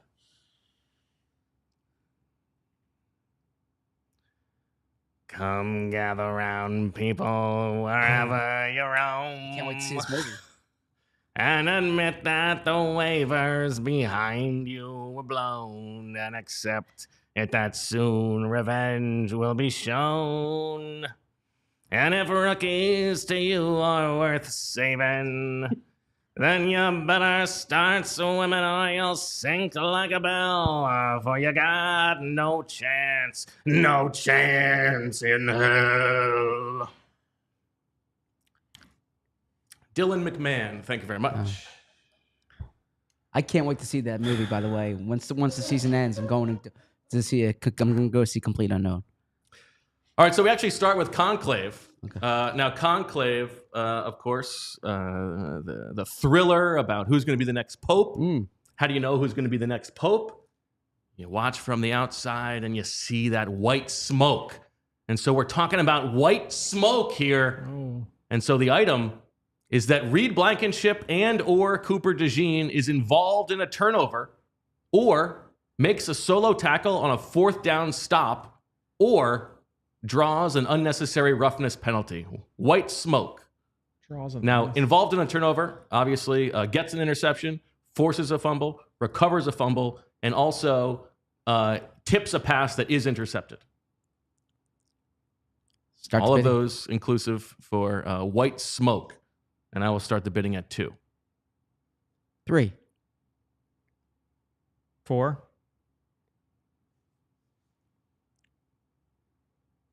5.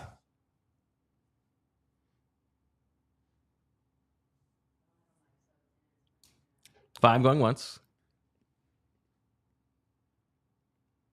5 going twice. Okay. Sold. I love it, but gets me in the game. What was the last one? Or draws an unnecessary roughness? Draws, like as in the draws on the other team. Okay. Oh, no, meaning they commit it. It should be they commit. Oh, they commit. They commit. Oh. No. Yeah. Oh, okay. Because that would be, I mean, that's they're bringing the white smoke in that case. Okay. Sure, of course. But since I wrote draws, that will also count. Wait, awesome. What did the Bob Dylan song have to do with that? No, that didn't. That was the intro. That was the intro to the theme, which is the potential Best Picture nominations, which come out on Monday. Gotcha. And so that is one of them. But this was Conclave instead. By the way, and that went to Zach. That went to Zach. I will get to this in a bit. I received an email of something I'm going to share for the show, but let's just keep rolling. I'll get to that in a bit. It's from a reader who is organizing something for Los Angeles. Oh, and wants me to share it for the show. Yep. All right, now it does go to Fran. All right, so my theme this week, I also went thematic, keeping it 100. So we're going to go with everything's going to have a little bit of a 100 theme. So first one, Jalen Hurts finishes with a 100 or more passer rating. Now, Hurts has 4 career playoff games with a passer rating of at least 100, including last week's win over Green Bay. That ties him with Nick Foles for the most in Eagles history. So does he take over the lead or take on the lead here in a game against the LA Rams? We will start the bidding at 3. 4. 5. We're on passer rating, like that Packers game, he was over 100. Yeah, he was. You're at 5 right now? I'm at 5 right now. 5 going once. He was at 108 in week 12 against the Rams. 6.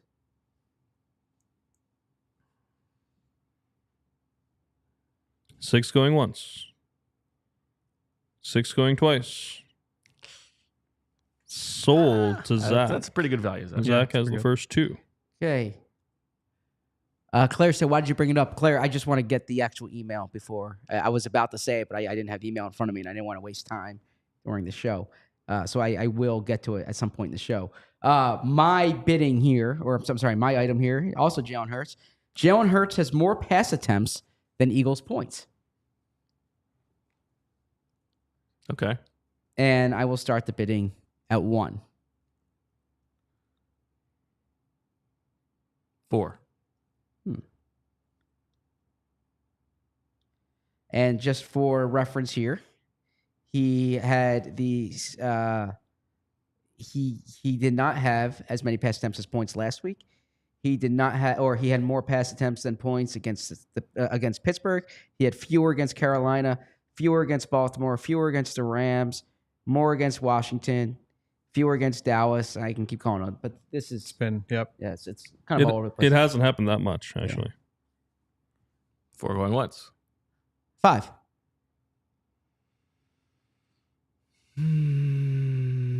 Or I don't like that actually. I'll take that back if I could. 5 going once. 5 going twice. The first 3 items sold to Zach. I'll go to Zach. Yeah. Down to 12 turkeys.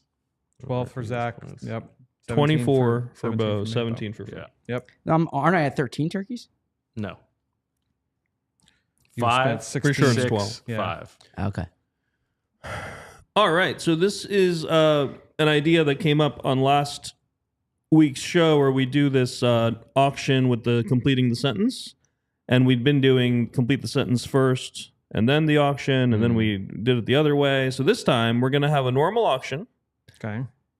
And then the losers of the auction are going to complete the sentence, trying to sabotage the item. Okay. But they're going to be restricted to the following situation. So the item is X and Y combine for at least 120 receiving yards. And after the auction is over, the 2 people who did not win will choose 2 of A.J. Brown, DeVonta Smith, Puka Nakua, and Cooper Kupp. Okay. As the fair. people. So you should bank on it being the 2 least likely of those if you agree with the Sure. people who lost the auction. All right. So normal auction, someone has to start the bidding. 1. 2. 3.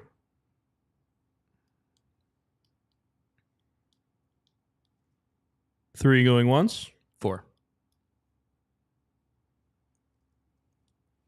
4 going once. 4 going twice.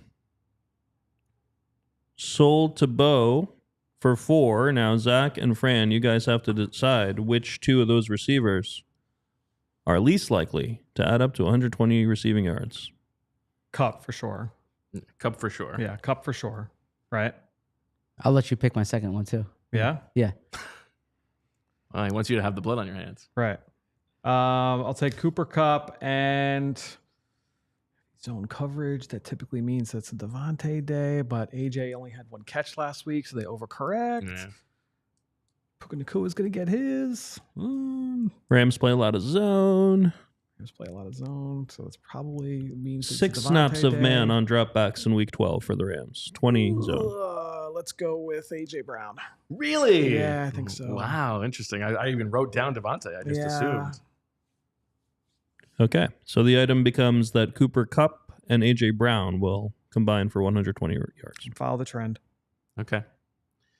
All right, next up. Nickel Boys. Nickel Boys. Nickel Boys? That's the movie that could be nominated for Best Picture. Nickel Boys. This one's very easy. At least 2 players in this game have a reception of exactly 5 yards. So a 5-yard reception by more than 1 player in the game. Nickel Boys. So 2 players have at least 1 catch for exactly 5 yards. Yes. Got it. And I'll start the bidding at 1. 2.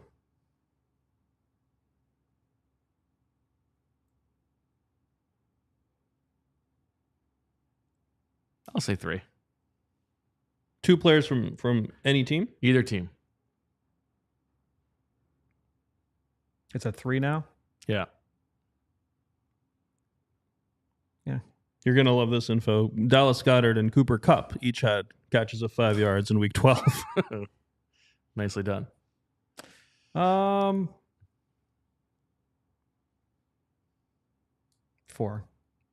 Okay. 4 going once. 4 going twice. Sold. Fran on the board. So yeah, so I'll just mention, if you go to GoFundMe, it's called Support LA Eagles Fans Unite for Wildfire Relief. You can find all the information there. It's great. But it's Eagles fans who have come together in support of LA. So Say it one more time. Support LA Eagles Fans Unite for Wildfire Relief. Okay. That's a GoFundMe. It's a GoFundMe. Yep. So if you go to GoFundMe.com, you'll find it. Love it. I'm up. Yep. You're up. Okay. This is gonna be a new kind of auction. Keeping it 100. Here we go. New auction here. It's called a penny auction. Now, penny auction is an online shopping method where everyone taking part pays a small, non-refundable fee each time that they place a bid on an item. Now, each bid in this auction will cost exactly 2 cents, which must be presented immediately on the table upon bidding. No IOUs are accepted. Now, This is fair. You get one. Now, if you're looking for loose change, typically you might find it in couch cushions. So, Zach, if you want to take a look. Fran texted me a few days ago and was like, I should be check sleeping. on your right side. I should be Zach. sleeping, And Bo, but you instead, you might have some change on your side too. What do you got there, Zach? You got enough pennies for some bids? This is clever. I have 1, 2, 5, 1, 2, 3, 4, 5, 6, 7, 8, 9, 10. What do you got there, Bo? Mine is a note. handwritten like Sirianni. Handwritten from the loose change fairy. It says, your loose change must be in one of your 18 pockets you had on last week. Screw you, Heart Fran. Wow. Fran, well played. That's good. Well played. Thank you. So, the item for bid. All other Rams pass catchers outside of Puka Nakua post at least a combined 100 yards receiving. So basically, the rest of the Rams pass catchers, everybody else has at least 100 yards receiving outside of Puka Nakua. We will start the bidding at 2. With every bid, you have to contribute to, so we can make, basically you and I can make up to 5 bids. Yeah, so these, Regardless of what number you say. Correct. Yeah. So you're not bidding. It's for every bid you make, it's 2 pennies into the pot. It's not the penny. The pennies that's what I equate to the thought the bids. pennies were. I So. see. No, yeah. Okay. 3. Okay. We'll go 4. I like that you put the note in a baggie. I wanted to make sure it didn't get lost. You can have it at 4. And you can have your pennies. You can have your pennies as well. I appreciate it. I tried to give you a heads up in my tweet of the show. That was very What was the tweet? I couldn't wait to give my 2 cents on the game. Fran, you are, man. That's good. That is clever, Fran. I'm also proud of you for researching auction types, Fran. Oh, I like 7 or 8 different times this week. Yeah. In the last week, I have looked up different auction types. Did you ever do the? I like- Did you ever do like what used to be called Qui bids or something No. online? Okay. Tell us more about it. Queebids? Yeah. QUIBIDS. What's the name of the app that you use for messaging people? Signal? Yeah. Oh yeah, Signal's big in Turkey too. Yeah. When you live in a country where the government is likely to throw you in jail for something you texted, Signal is the way to go. I thought Signal was for journalists. I received a few messages the past few days that it's actually more similar to my insomnia cookie story than anything else. Okay. Yes. Yeah, I didn't realize this is what people use to communicate with someone selling them things. I just thought this is how you get scoops from people, and you don't. It can't get followed. Yeah, That is what it's for. So. Getting scoops. No, just for not being followed. I mean, that's the idea. Yeah. So It is, and it's not just, it's all pass catchers, right? It's All not- pass. Yeah. Right. Okay. all right. Is it? wanna- And it's at least 100. At least 100. Yes. All I right. just I'm want up to here. say that I really respect how angry you still are. Look, I get it. From one to another, I would still be mad too. I'm very competitive, as Meg can attest. When we do stuff, I'm a very competitive. It's like a switch can flip when it comes to like playing games. Yeah, I can and stuff. see it in your eyes. You've seen me like lay people out and touch football. All right. I'm up here. I'm telling you, good for the goose is good for the gander. All right. AJ Brown sets his Eagles. By the way, post- I brought books today. I brought a bag of books just in case Zach did a book auction. Yeah, no, I'm not. I considered doing that, and then I just decided, because my fear, honestly, is that it would just become every week, and then it would ruin the integrity of the game. So we got it out of our system. That's good. Maybe. Yeah, I'm not ready for keep it 100 on the next one. Yeah. All right. AJ Brown sets his Eagles postseason high in receiving yards. So that was set against the Kansas City Chiefs in the Super Bowl with 96 receiving yards. Okay, so he has to exceed 96 receiving yards in this game. His postseason games have been fairly quiet. 22 So if he yards. ties it, it counts? No, he has to exceed it. Okay, so 97. So it sets his high. Yeah, not matches his high, sets it. So he has to get 97 yards. He had 22 yards against the Giants, 28 yards against the Niners, 96 against the Chiefs, 10 yards against the Packers. By the way, did you know that DeVonta Smith needs 6 yards to become the franchise leader in postseason receiving yards? Wow. I believe that's the stat. I thought that Jamie was telling us that Goddard holds that record. No, That's touchdowns. Touchdowns. Yeah, I believe And he's second behind I Harold. believe Devontae's almost ready to surpass Howard Carmichael for that. Wow. Which goes to show you they don't have a really illustrious postseason history. For the Eagles. receiver. For receivers, yeah. So I will start the bidding at 2. So AJ Brown, 97 yards receiving. Yes. 3. 4.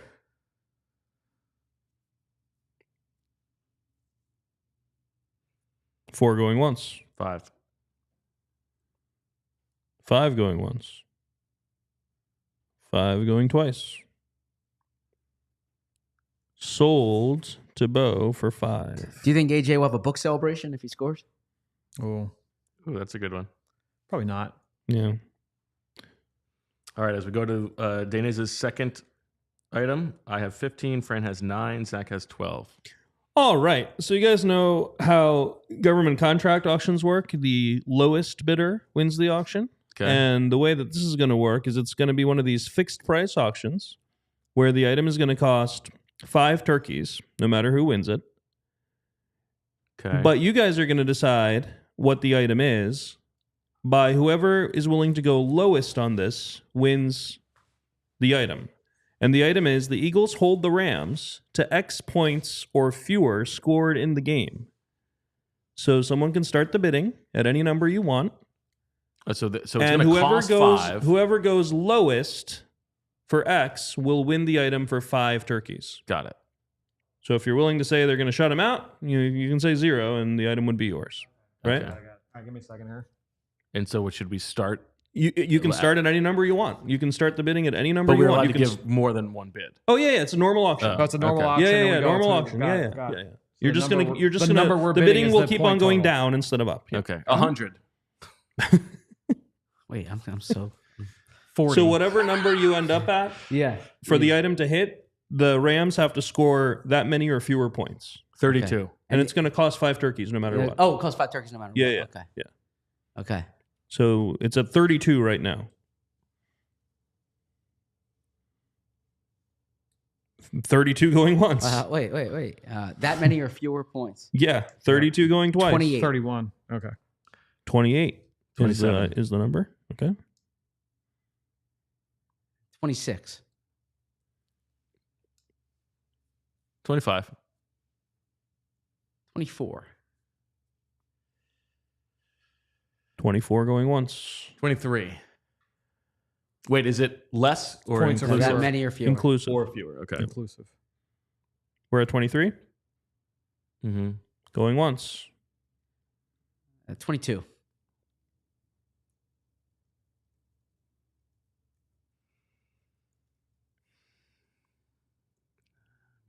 Weather. Going once. Going twice. Going twice. Sold, Zach. Well, that was a quick pull on the sold. On your own sold, you got to give it a little There was bit a long- of there a was a long but pause okay. there. All right, going once. No, it's Yeah. okay. It's okay. Going twice. Sold to Zach. There you go. All right. All right, Good that one. brings Zach to 7. All right. That was a fun one, Deniz. I like that That one. was a good one. I feel like we don't do the government contractor auction enough. Yeah. Got to do that more. All right. Zach's right. down to 7 turkeys. He's at 7. Fran's at 9. I'm at 15. All right. My last movie, Honora. What's that? It's probably my favorite movie of the year that I've seen so far. That's 22. The woman's vocation, Zach, she's a stripper. in Okay. Honora. If Zach went to see it, he'd be a Snora. in a That's Nora. right. There's also a good, you could go Australian here. I don't even know her. But anyway, Strippers, I imagine they get a lot of comments, in their job. Excuse me. People making comments at them. Is that a thing? Yeah, I think people are always making comments at Honora. So this is twofold. One of the items is that Jalen Hurts throws for fewer yards than the comments on this video. Ooh. Or I also would say that Honora, I really loved the movie. I would give it a lot of thumbs up. And so the other option here is that Jalen Hurts throws for more yards than the thumbs up on this video. And this is as of game day, as of kickoff. We will take the look at the comments and the thumbs up. So, leave a lot of comments. Leave a lot of thumbs up. Yeah. And do a lot of thumbs ups. For all of our shows, Hurts but especially throws for fewer yards.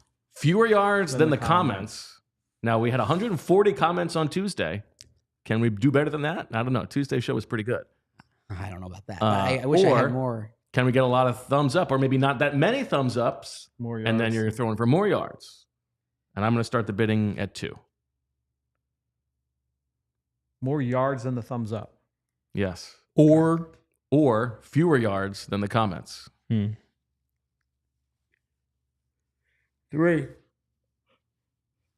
Wow, that's Nora already. Excuse me. Nora. Yep. Jeez.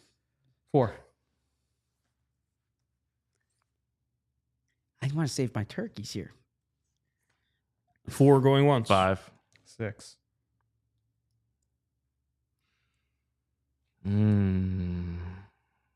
6 going once. 6 going twice. 7.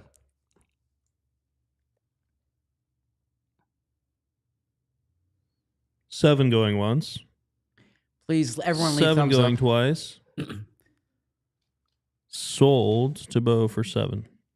Down to 8 turkeys.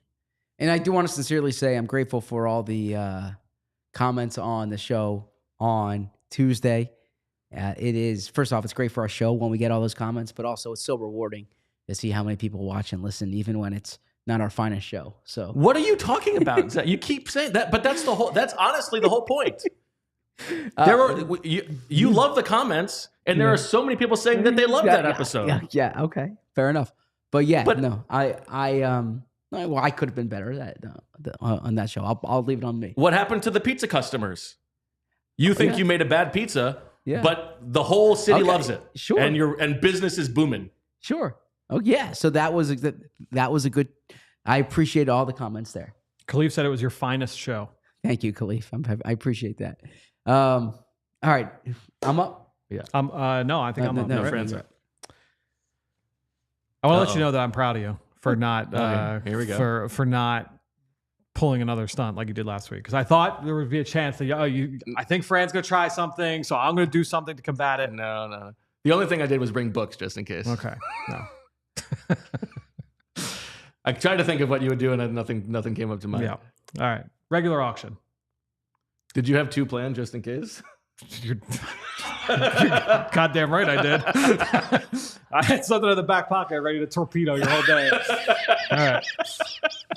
All right, here we go. So, regular auctions, so just the regular one. Put the gun away. The cue was going to be Julia breakout Lucille. All right. Saquon Barkley runs for at least 100 yards. Wow. Now, there's a stat to this that I think is very interesting. First of all, Brian Westbrook is the only Eagles player to have 100 rushing yards in 2 playoff games. So Saquon ran for 119 last week. So if he does it here, he would tie B. West for that record. But here's the other stat that I thought was really fascinating. This is from NFL Media Research. Barkley will be the 8th player all time to have 200 yards rushing against an opponent that they later went on to face in the playoffs. In those previous 7 instances, none of those players hit 100 yards in the playoff game. So he would be the first to ever do that. Okay. I'm going to start the bidding. I'm going to start at 7. Took me out of it. Yeah. Okay. 8. Do a 9. You got it. So Fran got it for 9. 9. Wait, no one had ever done it No even one has, once? No one had ever. Not, No, so Westbrook did it once. no one had ever. No. The regular season playoff combination. Right, the regular season playoff combination never ran for 200 in the first matchup, and then in the playoffs ran for 100. Oh, 200 then 100. Yes, Okay, 200 then No, I 100. got you. Okay. Yes. Okay. I'm not. Okay. So what's the turkey reset here? You have 7, I have 8. Friends out. Okay. Until the last Until one. the when you Danish can one, which Yes. bid from. hopefully I can. Okay, so here you go. My final one here is Saquon Barkley averages more yards per carry than the Rams touchdowns plus field goals made. Saquon averages more yards per carry than Rams touchdowns and field goals made. So combined. if Saquon averages 5 yards per carry Okay. and the Rams have 3 touchdowns and 1 field goal. Okay. Scoring drives. Okay. Yeah. many scoring But drives? defensive touchdowns count for this. Yes. Right. Yep. And so if they kick 5 field goals, Yep. Okay. it's more, it's more beneficial than 3 touchdowns, right? Okay. He averaged almost 10 yards a carry the first yeah. time. And so I will start the bidding at 4.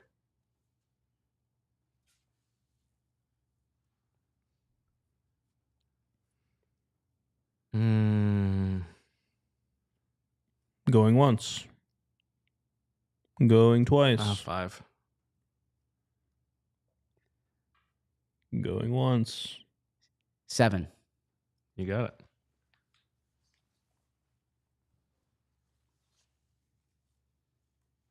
Okay. Can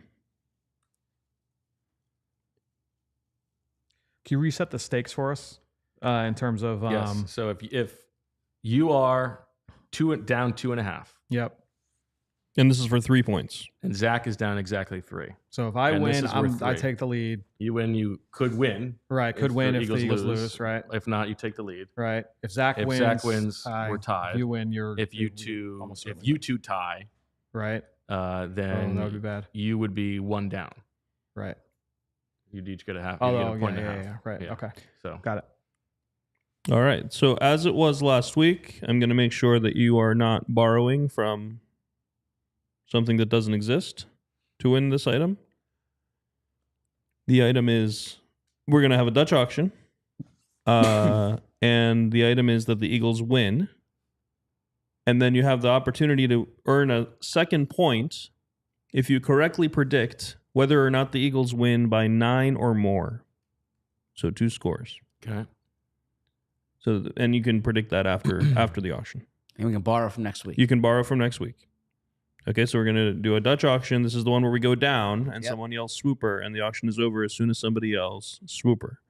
Okay, I will start at, what am I supposed to start at? I'll start at 25. That'll give Bo exclusive rights for the first one. All right, 25, 24, 23, 22, 21, 20, 19, 18, 17, 16, 15, 14, 13. Swooper. Swooper. Bo got it. 13. Doing the extra point. Okay, Bo gets it for 13. And what is your I'm guess gonna as to say- the Eagles win by? Basically, you have to say whether it's by more than 9 points or whether it's by 8 points or less. Okay, so 9 doesn't. 9 or more. 9 or more, Okay, or yeah, it's basically more than 1 score or not. I mean, I guess I'll play the odds and say it, since the odds are the line is 6.5, that I will say they do not win by 2 Ooh, scores. pulling a Zach here. All right, the Eagles win by 8 points or fewer is Yeah. the item then. Okay. And so I have -5 for next week. All right. Fran has nickel boys. At least 2 players in this game have a catch of exactly 5 yards.